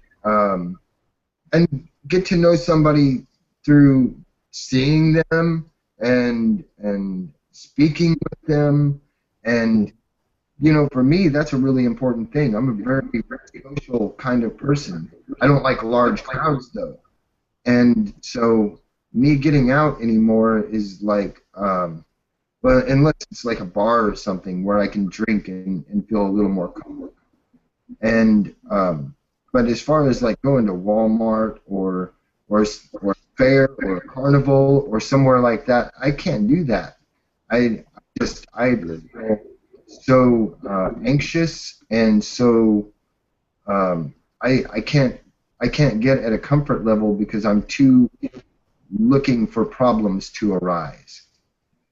Well, I think that too, once you become more introspective and you find more of who you are, then that's the lifelong goal. We'll never reach the finish line, but to know thyself. And when you get closer to that, what you used to know as normal is not going to be normal anymore. I'm the same way. I don't like large crowds, you know. I prefer one-on-one or small groups. I can go in front of a crowd and be comfortable if I absolutely had to. I've done it before in my life in plays or in bands or whatever, but I don't prefer that now. Right. I much prefer but again, those are small groups that you're associated with, you know. The largest group I've been associated with is the Rainbow in many years. And there's thousands and thousands and thousands of people there. But they're all of like mind, and they're all of like spirit. And they all coalesce as one. We are not a separate entity. We are one. So it's a little different, you know? Well, and that's the interesting thing in the whole perspective now. We have similar problems, but we're always taught about how we're different instead from the mainstream, and that's just the kicker. We're coming together through a medium that's kind of fringe. I mean, we're fringe here, and I love it. I want to live in the fringes. I want a shirt that says "Fringe till I die." You know, I want to live on the fringes till I'm dead. It's the only place in you guys. I mean, you're fringe. Right. Well, no, it is absolutely fringe. It's not accepted yet. We're still considered YouTubers, and the kicker of it is that I look at it the same way as I look at 20 years ago. If you were to hook up with somebody on the internet, it was absolutely the worst thing you could ever do. Hooking up on the internet 20 years ago, did you say? Yeah, hooking up on the internet with a woman or a man. If you were to meet somebody on the internet, it was the worst thing you could do. Now it's actually the preferred way of meeting somebody.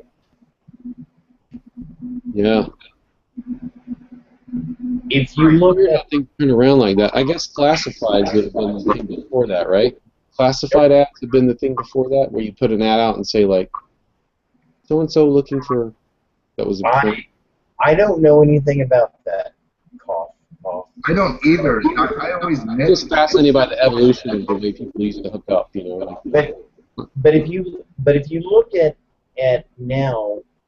nowadays, as the swing of the pendulum is starting to become more away from the MSN and back to alternative news, whether it be Above Top Secret, whether it be YouTube, whether it be whatever it happens to be, as the pendulum starts swinging back towards this, this might be something that is taboo now, meaning, oh, well, you can't believe everything off YouTube. Oh, you're watching a lot of crap off YouTube. Oh, you're getting your news off YouTube. Well, 5-10 years from now, the pendulum. Critical thinking comes back into style, right? God forbid, we can hope. Yeah, I know, huh? I mean, So I think it's inevitable, and you're right. The pendulum is hard and heavy, and the pendulum is also used as a tool against us. That's why there's only two parties. We won't go into that, right? Well, we have the third party now. It's like an independent kind of party. But I want to start, like George Carlin said, the people who make people party. Okay, so we're voting for Ammon for president. Yeah, it's like a take off the line, you know, No, I mean, life, seriously. liberty, and the pursuit of happiness. And I said if you vote, you're pretty much voting for death, slavery, and the pursuit of crappiness. I like that. All right, gentlemen, it is 2:30 here. Oh, I it's am ready to cash out. I thought you were on the East Coast here. No, I'm Arizona. Are you? Oh, that's right. That's right. where the Yeah, time doesn't I'm change. gonna have to call it as well, but it's nice. Man, this has been so refreshing, and thank you both. Thank Damien for hosting this. That's awesome. And again, Scott, I know you're getting ready to go to bed, and you hopped in on the education thing, but I'm sure we could talk more about education and lots of other things. Matthew, anytime, anywhere, I would be happy to. And you know what? I think you would actually love to, if you get the chance, to talk to the girls at Mad Tea, because they'd love you. Your voice would just, I think you'd tickle a couple of girls. I would what? Oh, I didn't say that. I'm sorry. Take home a couple girls? Tickle a couple of the Oh, girls. tickle. I'm sorry. Tickle fest. Tickle. No, I mean anywhere there's good conversation and people that again can follow the narrative and have more than a 30-second response time, and damn the chat room for limit on characters. But you know, if you type a book on there, nobody's going to read it anyway. So this is a great opportunity to actually converse like we were meant to, with our voice that comes from our body, not our fingers. That comes from our body too, but it's just in different form. But anyhow, enough of that madness. All right, gentlemen, I'm going to wish you guys a great evening. It was a pleasure. It was an absolute pleasure, truly. Damien, anytime you want me, just yell. Matthew, anytime you want to talk about Life, Love, Universe, and the number 42, I'm always there. Ooh, Nice. Chat room, you know, Awesome. You'll always find me hanging around lurking. Toodles. See you later, Scott. Good night, brother. Cool, man. Well, here we are, man. I'm That's fading. right. Holy moly. Well, I gotta take some more tincture more often, and I was so scared earlier, like doing tincture and like being anyway social. But I feel better when I don't have the camera on if I take tincture. But I think it I don't know. That was nice. I haven't tried to have in-depth conversation after doing a nice dose of tincture. But I'm in Oregon, so it's legal, so I can talk about that, right? That's right. Well, I don't care if I'm somewhere it's legal or not. I don't either. I just throw that out there just in case these days. Pretty much, I enjoy it. I don't always have it, but I enjoy it, and I don't care who knows that. I really don't. I mean, even the guys I met on the road, you know, I met cops, dude, who had more pot than you could shake a stick at. And like I went to this Vietnam veterans reunion, and it's in Kokomo, Indiana. It's every year. They have it in the third week in September every year. And I met this group of guys, and a few of them were Chicago cops. And they invited me to their campsite to come drink with them and whatever. And then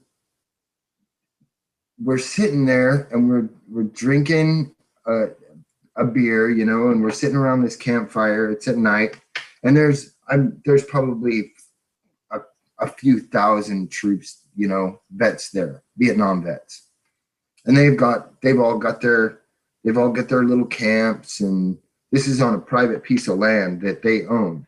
These veterans own this land, and this is where they have their reunion every year. So there's helicopters there. There's Jeeps there. There's everything that you'd see in Vietnam there. And they have their unit flags, and they have their, you know, they have all their stuff hanging up and whatnot. And these guys asked me to their camp. They're Marines. So they invite me to their camp, and we're talking and conversing. And this guy, he throws me this bag of pot. It's like a quarter pound, and he's like, here, roll a couple of joints. And I'm like, fuck yeah. And he's like, well, I'm rolling the first joint. He's like, oh yeah, we're cops in Chicago. And I just look up like, oh my God, like, am I busted or something? You know, we're in Indiana, so we're out of their jurisdiction. He's like, oh no, you're cool, man. We're off duty. And the rest of the weekend, there's this van, okay? And cops are not allowed on the grounds, period. They pulling security out on the road, but because there's so many cars and stuff, there's cops out on the road, but they're not allowed in the property. So so they're selling pot out of this van all weekend long to all these vets. And I mean, if I wanted pot, all I had to do was go, hey, you know, can I smoke a bowl with you? Or, you know, what, dude, they would throw me an eighth or a quarter, no problem. Just throw it at me. Be like, here. And yeah, and I carried around, you know, those mini kegs. I bought a keg, a Heineken, and I carried that around the whole weekend. And I was drinking out of it, and I'd fill up glasses for people. And dude, I used to take those to Burning Man, those little mini kegs. They loved me. Man, it's crazy, you know, thinking back on stuff like that. All those weird moments where I have moments where I forget like all the crazy stuff, and then it comes back to me just at a random moment. I'll be driving, drinking coffee or something, doing something, and I'm like, oh yeah, there was that time I sold gift certificates to a beauty salon as a job, and you know, in New York or whatever. And it's like, I forgot all about that until now. Why is that coming up now? What's going on? You know, like just random moments from life where you just disassociate with, or there's so many that they just stack together and they start popping up eventually. Like, oh, remember this? It's like, where does that come from? You know, it's like, especially if you live like a really varied life. Like I've lived I know you have. And yeah, that's something we definitely have connected on there. So it's like when I found this community, it was like these are all the variances that I've had in my life, you know, and all these people are I don't know, connected to me in some way, shape, or form, and I love it. I love it. And I have such a deep place in my heart for these people, because we are all out for the same thing. we're out to gain knowledge and to spread knowledge and to do all these things that that a lot of people don't normally do anymore, you know? And I think that in itself is why I'm so drawn to it and why I started this channel in the first place. Because, you know, it's not just about news.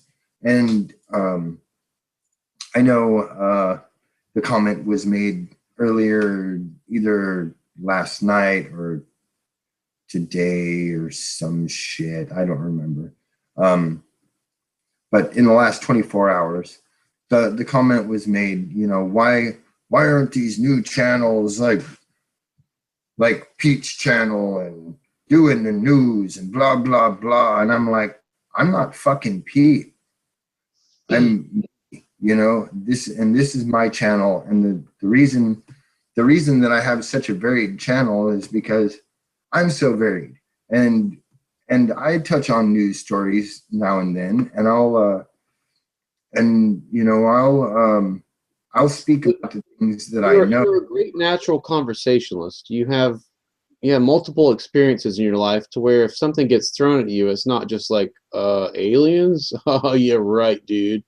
You know, Right. you'll No, explore the topic, and that's the natural curiosity that I think ties you and people like Scott or me, and we all like enjoy the conversations we have because we have a natural curiosity. It's like, how does this work?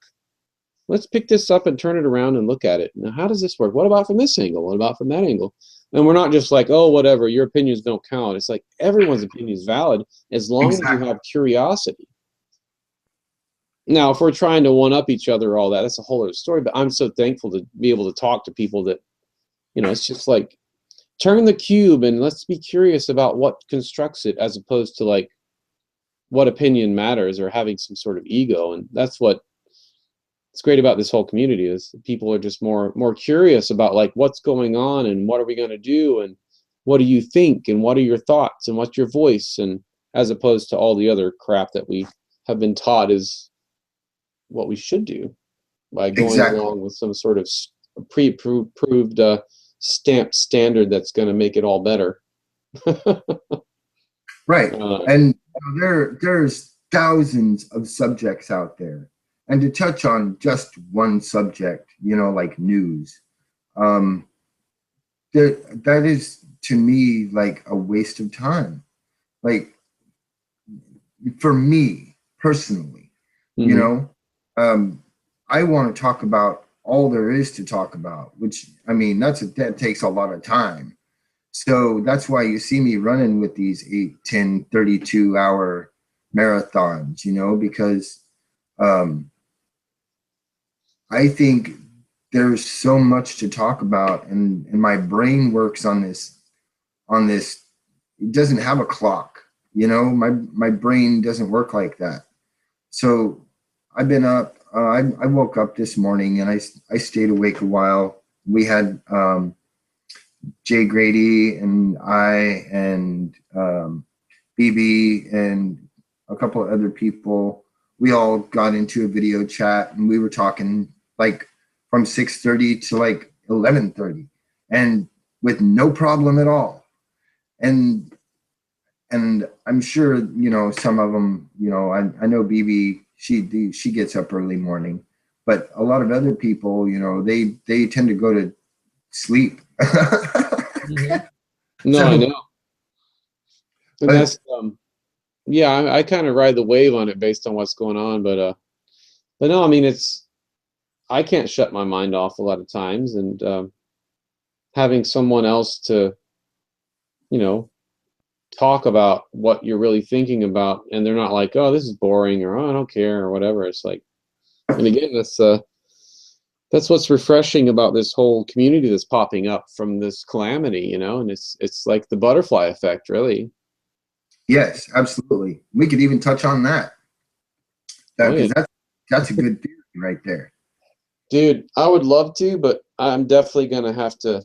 Oh, we don't have to do that now. I'm going to have to get off of here in a sec. I'm fading now, and I didn't even expect to do this tonight, but I would love to come back on, man, anytime I can and talk more with you. And thanks for inviting me on. I got to get some rest though. It's like 2:40 here. I know it's like almost the sun's probably coming up where you're you're in North Carolina, right? It's almost 6. Yeah, dude. Oh man, I gotta get up and well, I'm probably not gonna get up now. I'll probably get like a couple hours sleep and then drink some coffee and hit it up. But you gonna be on tomorrow? You gonna be doing stuff tomorrow? I am. I am. Dude. In fact, I have a show lined up with Lori, and we're going to talk about we're going to talk about this guy named Brian Hall, who was again illegally detained, and the government set him up and Oh yeah, he was on Spitfire show, right? I don't know. I think it was. Is he the one that got framed with the child pornography and Yes. he was exposing Yeah. Oh yeah, he was on Spitfire show. That's how I heard about that whole thing. It was a couple days ago. Yep. That's crazy, man. I'm glad they're having him on because he needs as much exposure as you can get right now as far as what they've, yeah, they like downloaded like over 300 something days of porn to his laptop and it wasn't even in his possession. Right. It That's wasn't. crazy. He didn't have it. It wasn't on his hard drives, and or anything. He was not. He was. It was actually inconspicuously put on his computer at work, I believe, and he he didn't he didn't he didn't do anything. It was being downloaded without his knowledge. Mm-hmm. So No, I know. That's great that they're bringing that out. And dude, yeah, I mean, it's like Laurie was talking about on the show the other night. Just like it's so frustrating to see what these effers are up to, and right. oh man. But I gotta get some rest though, dude. I'm fading, and it's been awesome, man. Thanks so much for doing this, man. No worries. You have a good day. Yeah, and I'll definitely be catching you on the flip side, my brother. No problem. You have a good day, and we'll talk to you later. Take care, man. Good night. Good night. I'm gonna grab some coffee real quick, and I mean like real quick. So I'll be right back.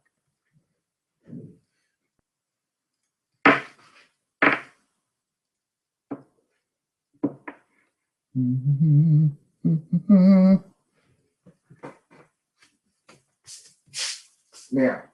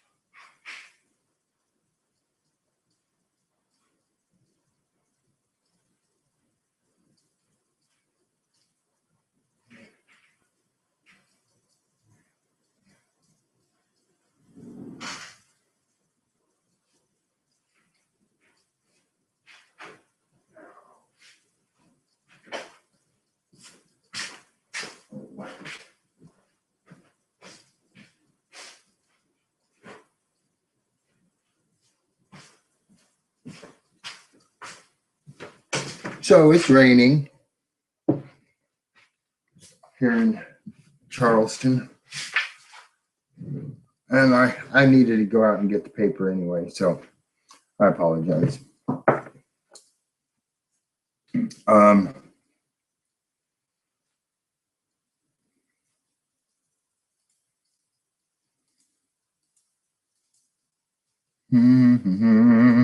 need to refresh this. Oh, message.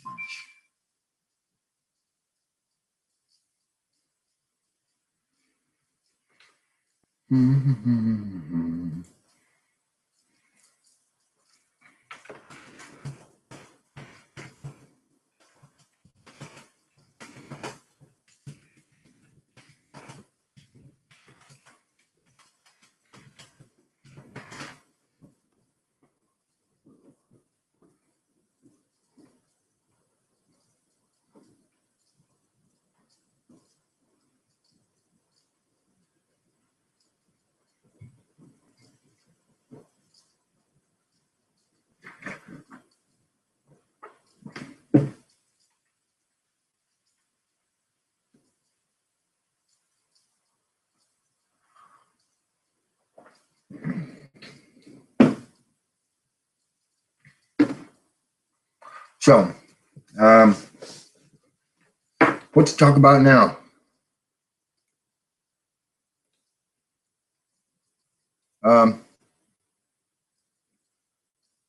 Yeah, let me do that, Jeremy, and I will look you up and invite you.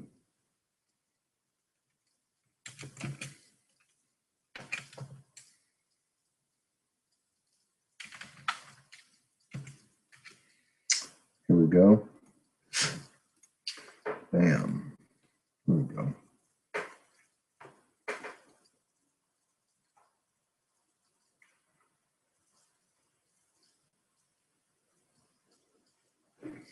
I'm going to touch base on that muscle cramp thing real quick for Grady. When I was hiking a lot, you actually do get a lot of cramps if you hike a lot and you don't take breaks. So I've got a perfect remedy for that. They have potassium pills that you can get, and you want to take one of those pills a day. It's a high concentration of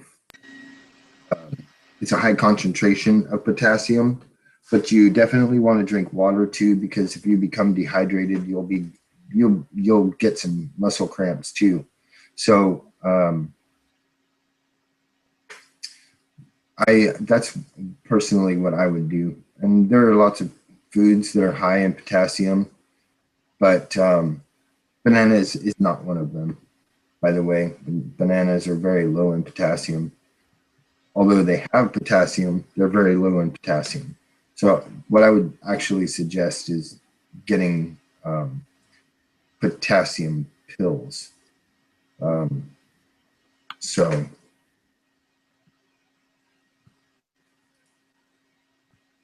good morning, Jeremy.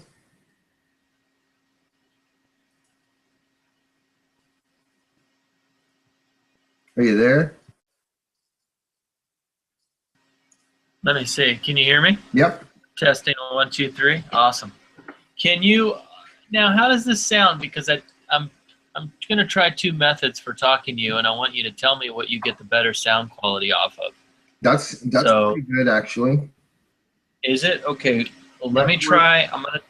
So now that I have that, and you've heard that, and other people in the room have, I'm going to mute the mic, and then I'm going to try something else just to see.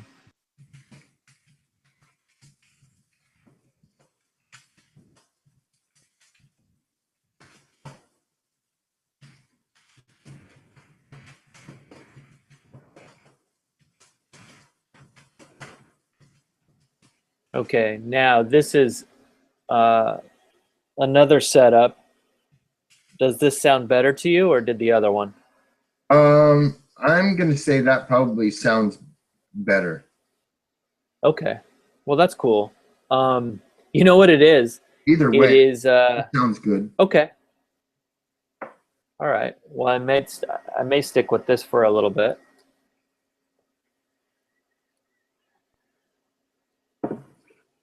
So What is actually, the other? Is one a headset versus open mic, or? yeah. In fact, I may go back for the sake of comfort. But what I'm speaking to you on right now is I'm using my Apple headphones, and they're just the ones that I use with my phone. They have an integrated mic and just the earbuds. But I love to use them when I'm talking on the phone because the quality is like pretty decent.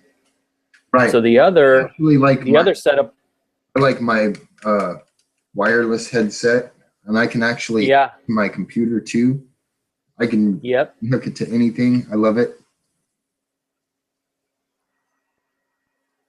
Yeah, let me now what I'm gonna go back to is I'm gonna put the headphones on I had, and then you'll just be hearing the mic from my computer. So I'll probably do that because it's more comfortable. Let me mute for a second so you guys don't hear unplug.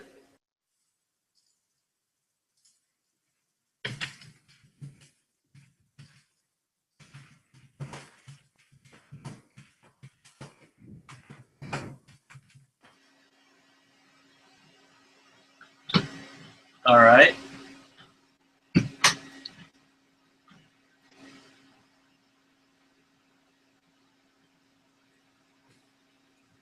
Yep, that sounds fine.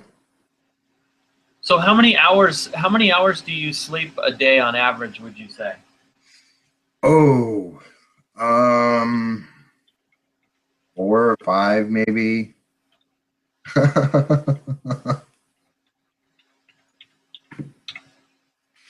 I can relate. I don't generally sleep too long. It became very much a habit to sleep just a few hours and then be on the go again. Why did you do that? Are you able to sleep, or? Sometimes I can. Like I slept earlier this evening. I took a nap this afternoon, and I took an extra long nap, so it was about 6 hours. Sweet. Because of course you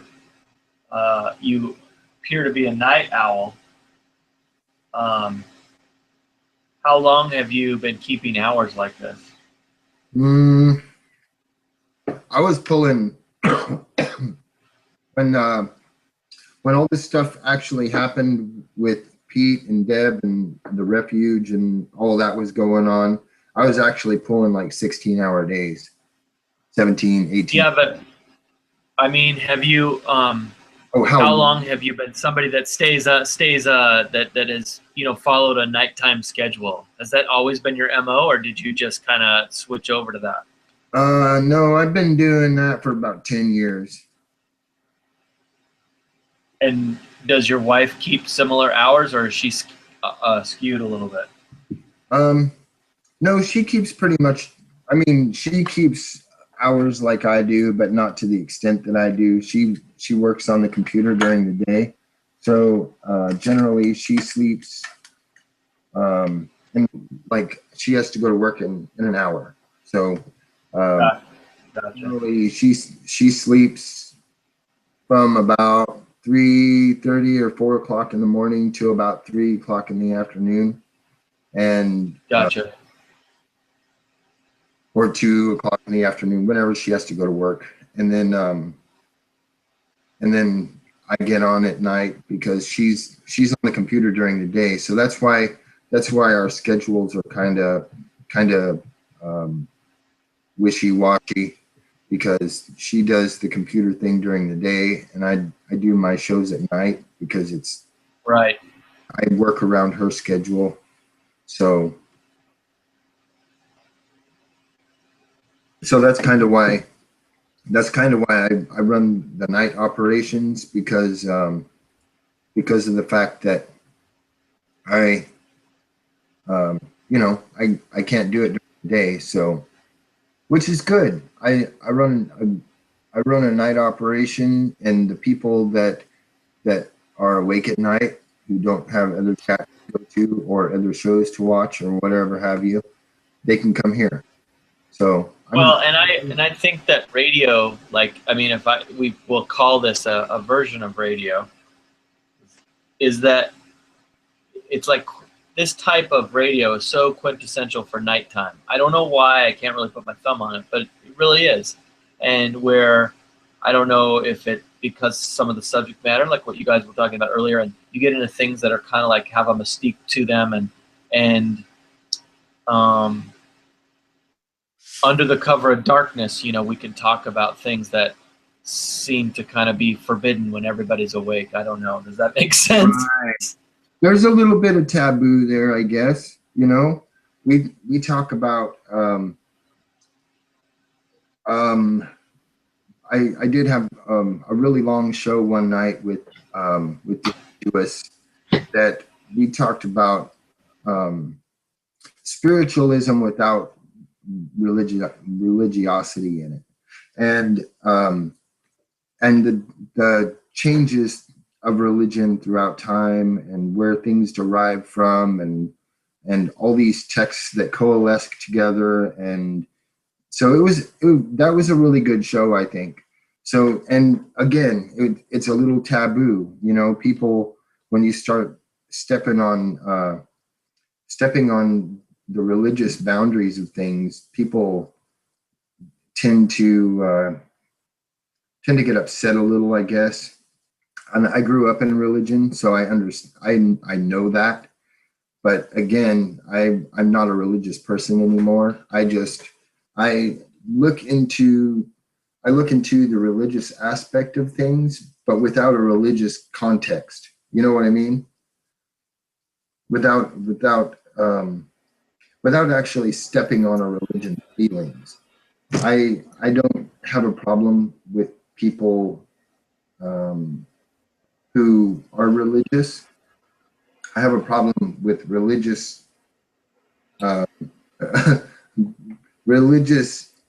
overthrow the people, I guess. Yeah, with legalism. Did you grow up in an evangelical background or Catholic? I grew up Mormon. Oh, okay. Yep. All from birth, or were you at some point did you have a conversion? No, I was born into it. My whole family's Mormon. Oh, look out. That's cool. Yeah. I'm not anymore. Yeah. Well, I mean, are you not because you feel that you've gone to another level, or are you not because you I don't know, for lack of a better description, perhaps you were burned in some kind of way by your church, or not necessarily personally, but just. That's exactly what it was, actually.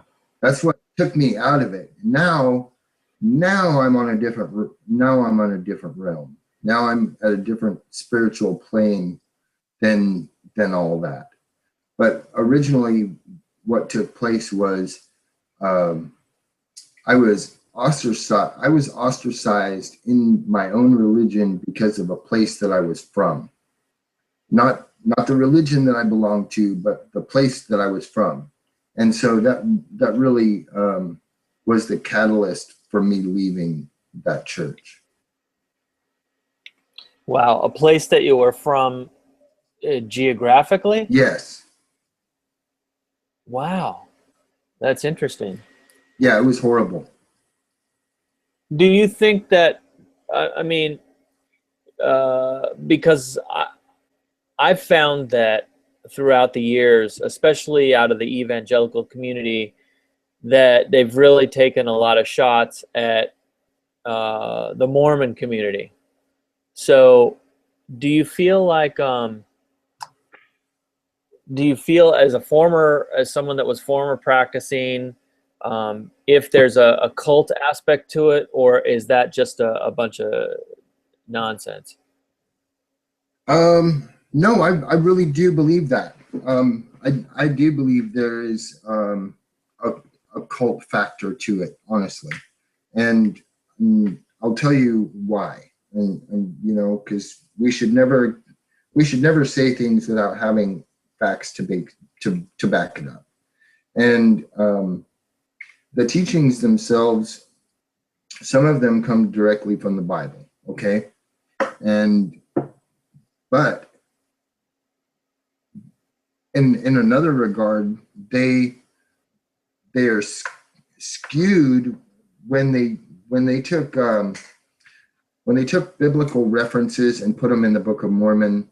And I might get some backlash for this, but this is my own opinion, okay? Because when Joseph Smith, and this is what I believe Joseph Smith did. I believe Joseph Smith took parts of the Bible and threw it into and rewrote it to put into this other book, and to maybe get out of some trouble. Hell, I don't know why he did it. I just know that this is how I see it. That he took religious to biblical references and changed the names and small portions of it to rewrite it and make this new book. And some of it I don't really know where it came from. But I know that some of the teachings just aren't what I would call mainstream. You know, Mm-hmm. they're very very cultish, and within the temples you'll find, like, I'll give you a really good example, and that's baptisms for the dead. And what they do is members of the church will put in names of family members who died before they could become members of the church. So they will have young people do baptisms for the dead, which is they read the names off and they baptize them in this font in the temple, and say their name, you know, and say you're a member of the church now, so that they can be led into heaven.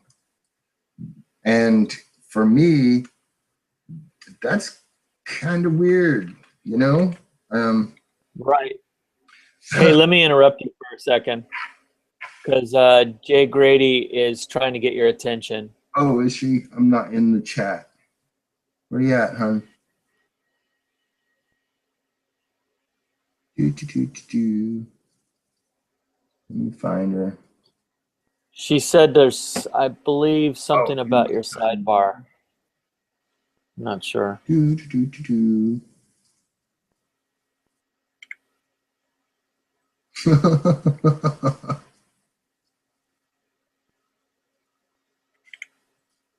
Hold on here.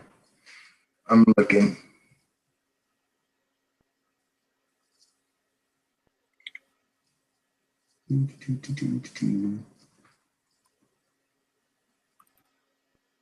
Yeah, hon. I'm friends with Maureen. I am. So I did see this. I saw this like oh well. Yeah. I watched her broadcast. I was here. But I don't know what you mean by that other thing.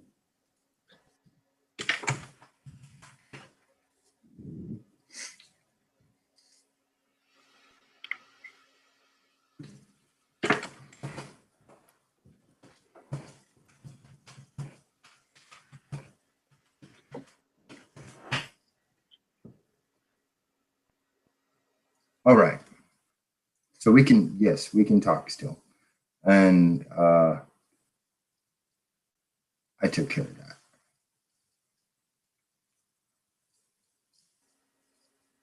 Okay. Mm-hmm.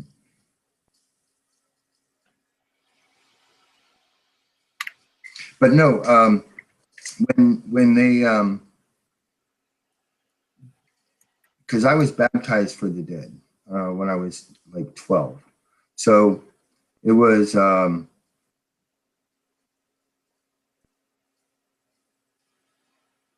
not that, the other one. What other one? Oh, You probably have to. You probably should handle whatever that is. nope, it's handled. I can multitask and do all this stuff at the same time. I hear you. It's the story of our lives now. Everybody has to be able to multitask.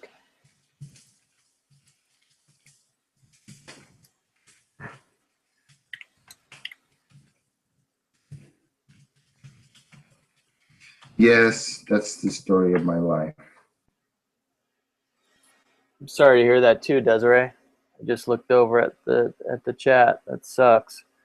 You know, it seems like there's a common thread throughout this community that I've noticed is that people's faith it plays a part.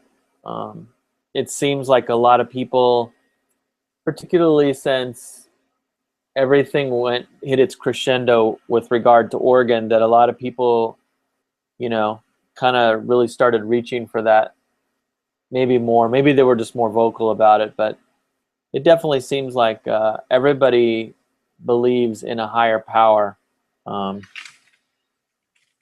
more so than those that may not believe, if you will.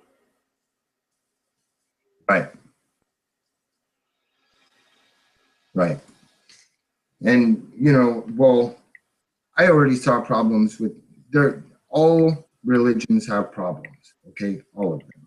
I'm not saying one has more problems or less problems than another.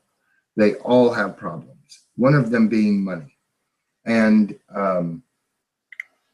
that's one of the big problems that I find with religion. That one of my personal problems that I have with religion is that they take in large amounts of money and they use it to pay leaders of the church and to do other things within their church. And very rarely do churches actually help people that need it. Like, let's just say the homeless. Okay, they base all of their stuff on the teachings of Jesus, yet none of them follow them. And if you're going to look in a spiritualistic view, then Jesus, of course, is the basis of all of these religions, all of these Christian religions, quote unquote. So so if you are going to base your teachings and your philosophies off of this man who lived thousands of years ago, and then that is the way that you should look at it, and you should follow those teachings. And I've worked very closely with homeless community and with the military community in itself, and there's a lot of former military and even from this day and age that are homeless. And when I see them and they need help, you know, I'm one person. I can't help everyone. I don't know everyone. So, but I do know people who reach out to that community, and very rarely are they involved with any kind of church. You know, these are individuals who do this. Although I can say I've seen I've been to many cities where a church group will come out and feed on certain days or do things like that, which I find is really nice. But if you own a mega church, if you're making tens of millions of dollars a year and you're not putting a family in a home, or you're not, or if a homeless person comes to your church and asks for help, then you should help them, and that's just the way that I see it. And they don't. You know what I mean?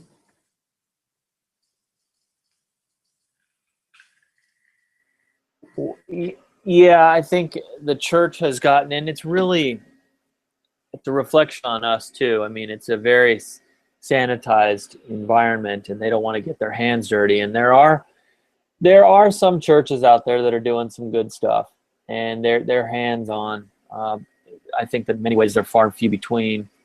When you were burned, your particular situation, Right. did it affect your family, or was it mainly isolated to you?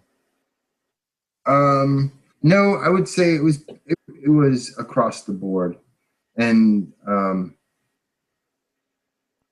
I think in a lot of ways it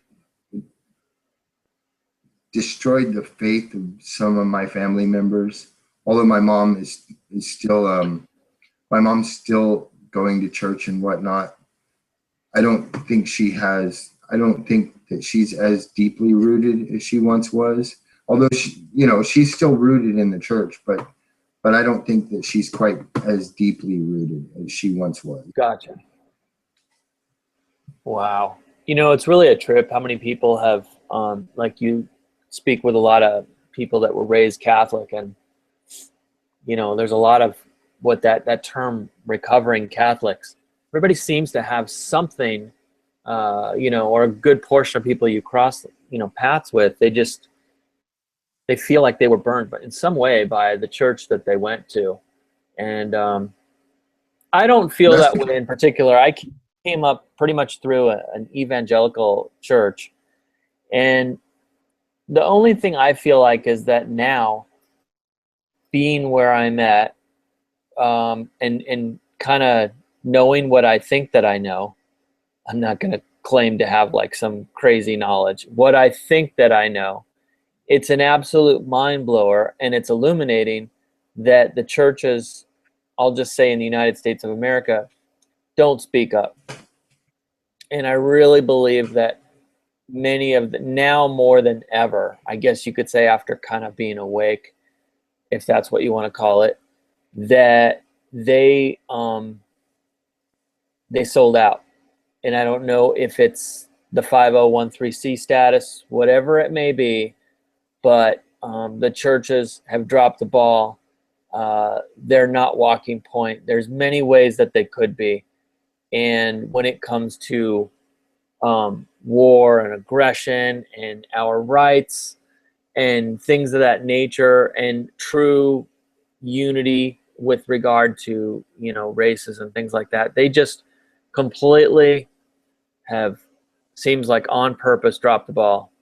I mean, I heard, do you know of that pastor from Colorado? His name's Ted Haggard, and he got exposed for having an alleged gay affair and this whole thing. And he had a massive church in Colorado and had a tight relationship with the White House and so forth. Do you know of that guy? I think I have, yes. So from what I understand, shortly before Ted Haggard was exposed, he did a message at his church on a Sunday morning where, out of the blue, he dealt with fascism. And it put many people back on their heels because it was out of nowhere. And Ted Haggard basically laid out a warning, if you will, for the people of his church with regard to fascism. Now, George Bush was still president at that time, and it was just this very interesting talk and didn't name any names, but drew some crazy parallels. And lo and behold, a short time after that, his whole, whatever they had on him, they released and they took him down. So, because he had such a huge impact on evangelical pastors that he may have thought, his conscience may have got to him, and he began to speak, and the machine shut him up. Right.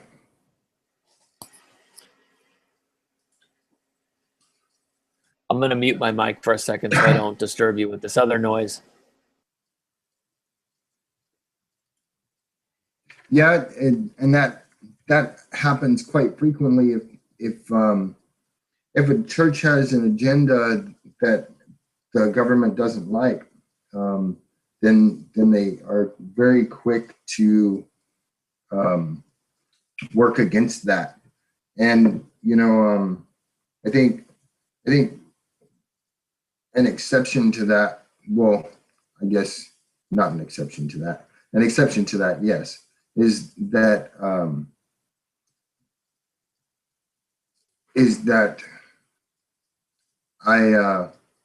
I think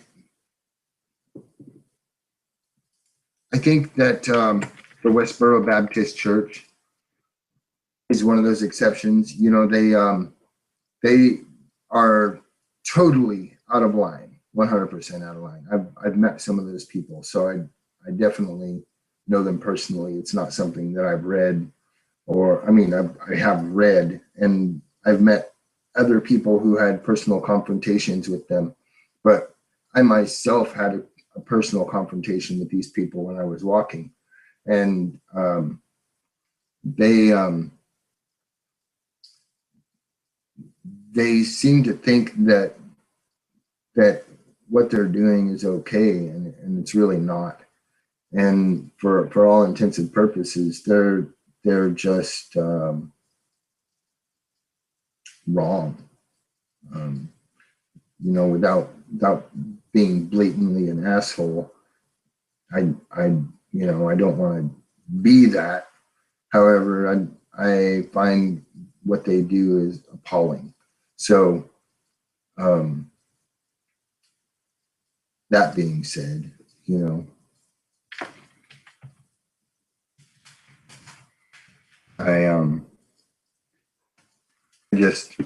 I find their actions appalling, and what they do to families that are trying to, who are not even in the beginning of the grieving process. They haven't even had the time to grieve yet, and here they start. So, for all you fucking people at Westboro Baptist Church, you can kiss my ass. Fuck you for what you do to our troops and their families. Okay, so there's my asshole moment of the evening.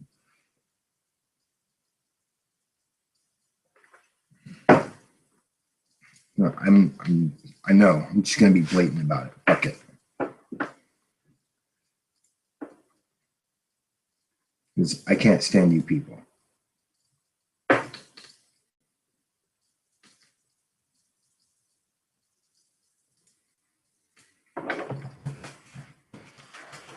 I'm in a sidebar right this second, so just give me a second. And yeah, that's how I feel. That's how truly I feel. So fuck it. You know what I mean? Yes, I love free speech, and yes, people are allowed to speak freely here. I can use intelligent conversation, but intelligent people cuss too. So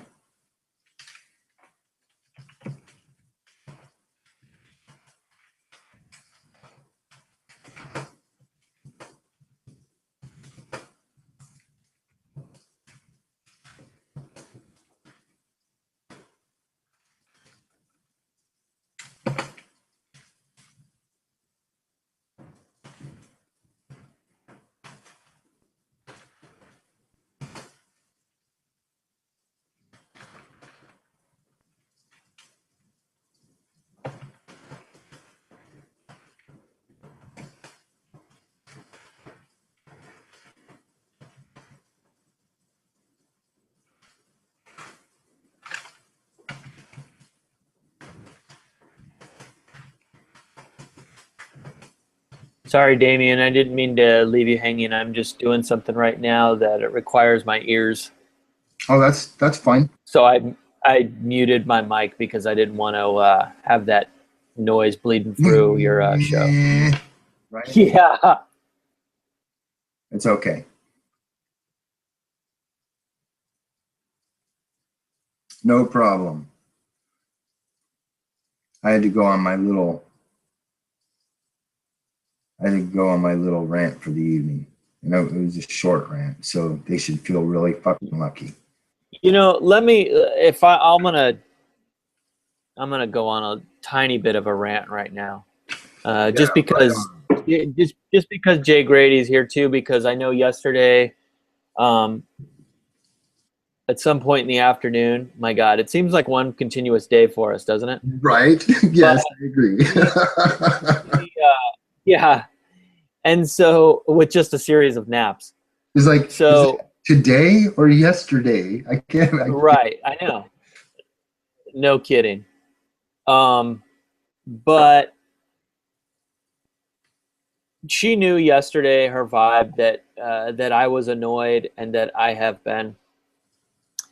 And because I'm somebody that I guess I'm hello. I'm opinionated, but I try to be respectful. But I have to be honest. I mean, one thing I think that this interesting, whatever you want to call it, the Patriot community or whatever's going on here, is that a lot of times we have this whole thing right now. There's this whole theme of talking about unity, and it's like, well, there's a lot of people that we don't all think the same. We're not in unity for the sake of compliance. I don't necessarily agree with that. Now, let me just bottom line where I'm getting to. Spitfire show not last night, meaning a few hours ago, but the night before, where they ran the video of the person that had been doxxed. Now, I realized that these guys had a troll. I realized that people take shots at them on the internet. I realize that. Yep. And there's and people probably do it you too, Damien. And there's times that you have to. By the way, thanks Jay Grady and BB. That I appreciate that hugely. But when that video was played and there was a bit of celebration for the fact that a troll had been doxxed, it made me sick to my stomach, because there are those of us in here that have kids and have lives and things like that. We're all friendly. We come together in this community for a few reasons. One, that we find common ground because we can't always talk about the subject matter and people can't relate in our real life, if you will. They're not awake or whatever it may be. So we've come together organically, supernaturally. I don't know what the magnetism and that has drawn us together, but it has. And so when we cross the line and we celebrate the fact that this doxing went down, I was pissed. I mean, really pissed. That's freaking illegal activity. And we should not be trying to expose personal data about people. I wouldn't want anybody doing that to anybody here, even no matter how ugly they got. And then tonight they played a video that Doom made responding to these trolls as well, where Doom completely backed away from his association with Spitfire. I know that Eric won't admit it, but if he can't read between the lines on that, I don't know what to say. But he did. And where Doom tried to back away and explain away his sanctioning of the doxing of this troll as well. And he did. And it's on video. It's been screenshotted. The point is, guys, is we have to keep ourselves separate from this kind of stuff. This is the stuff that's illuminating. It's dangerous. And just because we may disagree with each other or somebody else, I think it's sickening that people are talking that the whole Lavoie Finicum assassination is phony. I think Right. it's sickening. But you know what? Doxing somebody who thinks that way, not cool. I think that 9/11 was an inside job. I think that the Twin Towers were brought down not by thermite. I think it was a directed energy weapon of the likes we've never seen, of technology that we've never seen. Now, there are people that would want to excoriate me because of that. And they would want to do whatever they could to expose me because of that. I would be a troll to the official narrative. And so, but in saying that, my point is that we need to allow the exchange of thoughts even when we can't stand what's being said. And we don't need to consider it an enemy broadcast. Just let it float into the ether. Anyways, that's Right, all I have to exactly. say. No, I agree. And I totally agree with you on those other points. I think 9/11 is a big sham. I saw it myself, and see, I don't know if it. I really can't honestly attest to the fact that it's an energy weapon or whether it was thermite. See, there were people around there, and I've been to New York City. I've visited with some of the personnel that were actually in the buildings. So I've been to I've been to Engine 55. I've been to a couple of the other. I've been to the National Guard headquarters there in Manhattan, which is the 69th Armory. I've been. I've visited with a couple of other who were at one time high-ranking officials in the military who now work within the Park Service, and there are several factors to it that are unexplainable. But one of which was a book that was found by this park official, which it actually gave coordinates to the Twin Towers, and inside this book. So, and it was just left on a park bench. It wasn't like it was hidden anywhere or anything like that. It was actually left on a park bench for someone to find.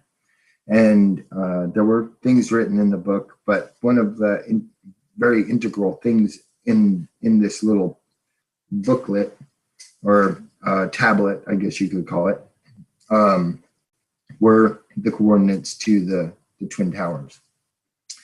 And I can definitely attest to the fact that some of the firefighters that were inside the building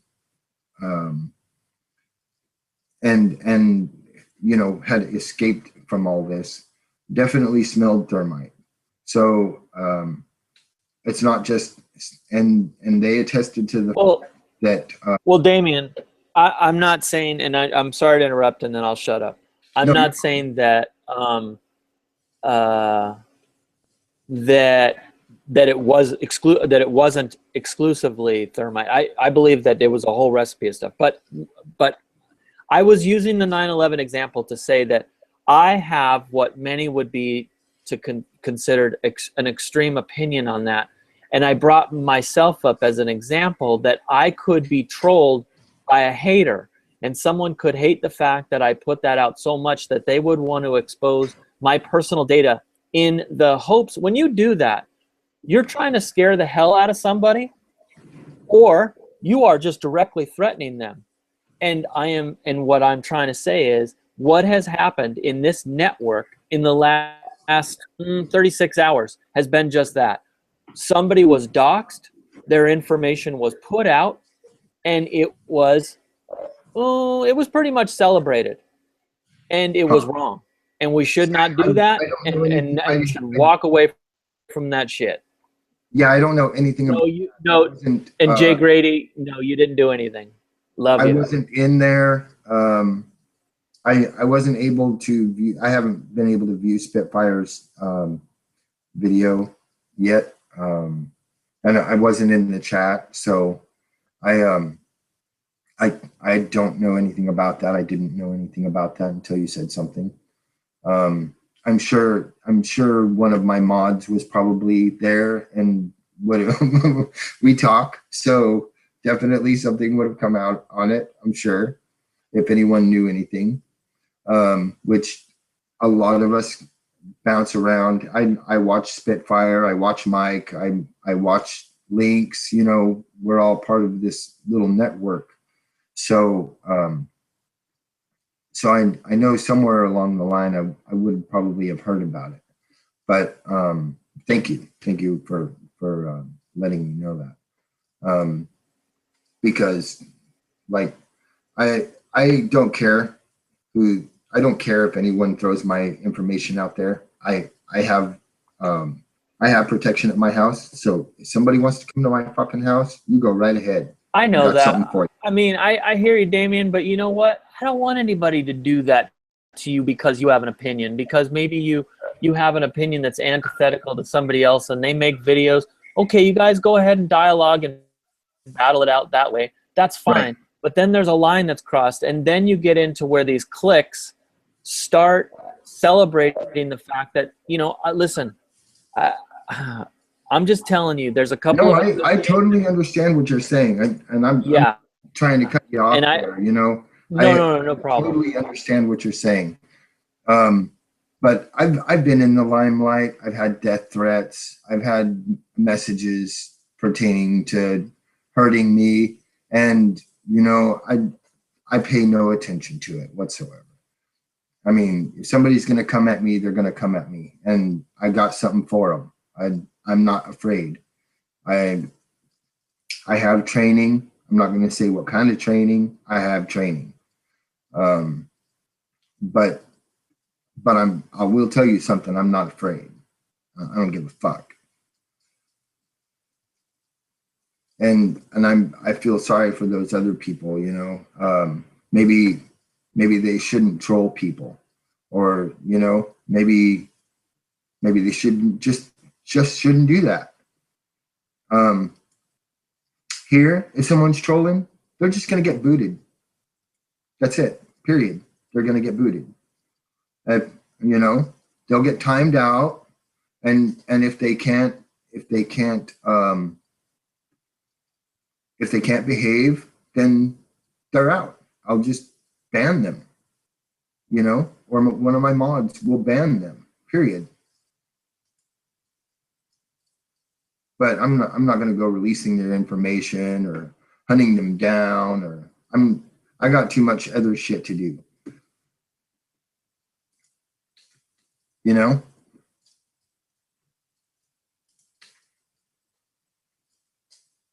I have way too many things to occupy my time. I gotta mute my mic for a second.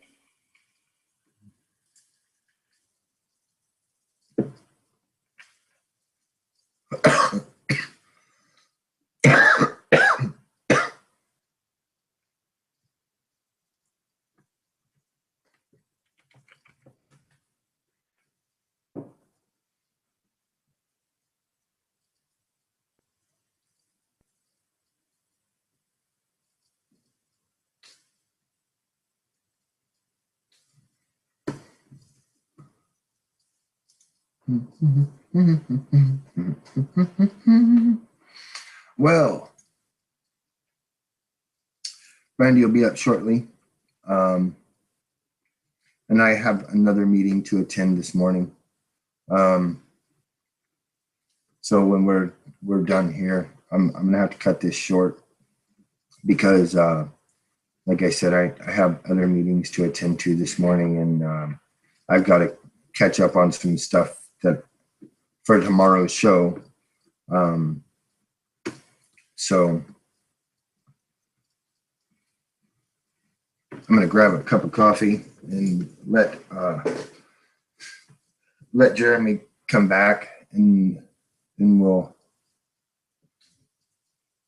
I guess, talk a little bit more, and I'll be out because I'm pretty sure that Brandy has to work at 7. So I shall be right back. Hey, boy.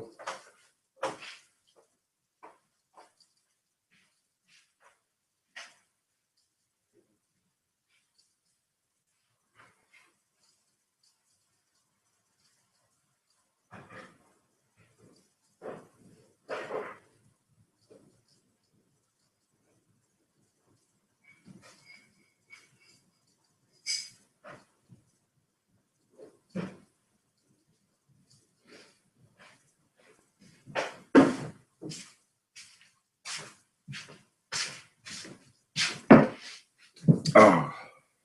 I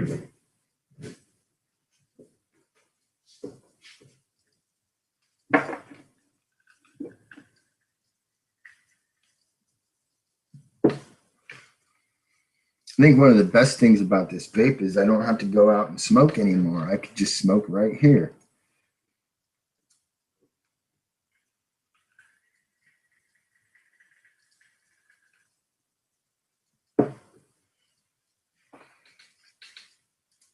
I'm enjoying it. It's nice.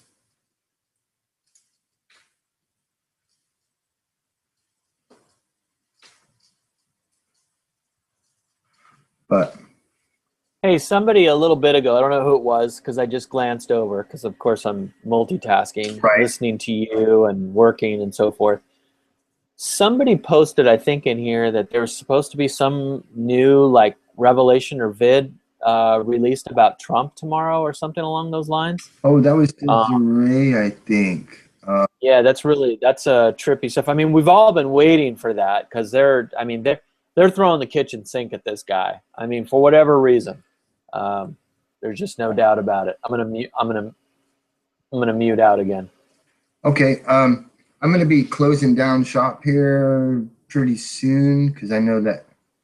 Okay, well, I'll end this and just listen to your ending on YouTube. Thank you very much. It was good talking to you, dude. No problem. Oh, it was Believe. No, it wasn't. It was somebody else.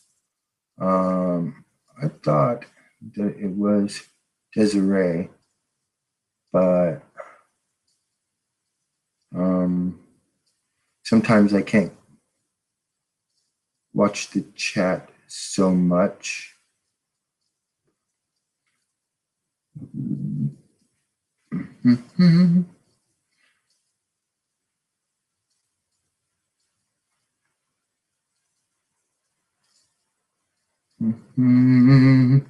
Anyway, I want to thank everybody for being here tonight. And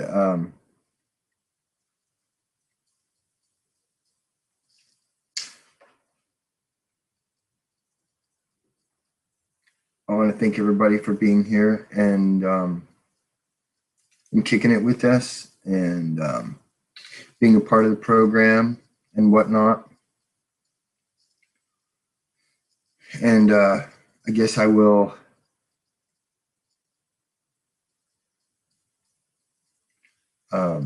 see y'all later this evening.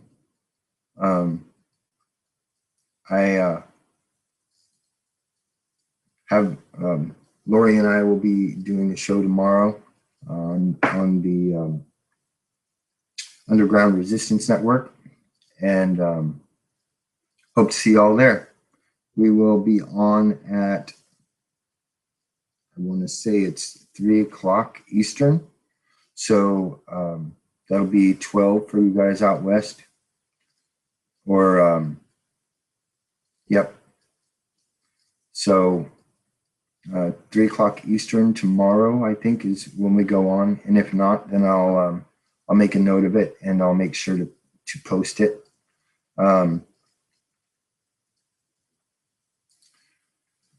And we will see you later. Stand up against tyranny. Have a good morning.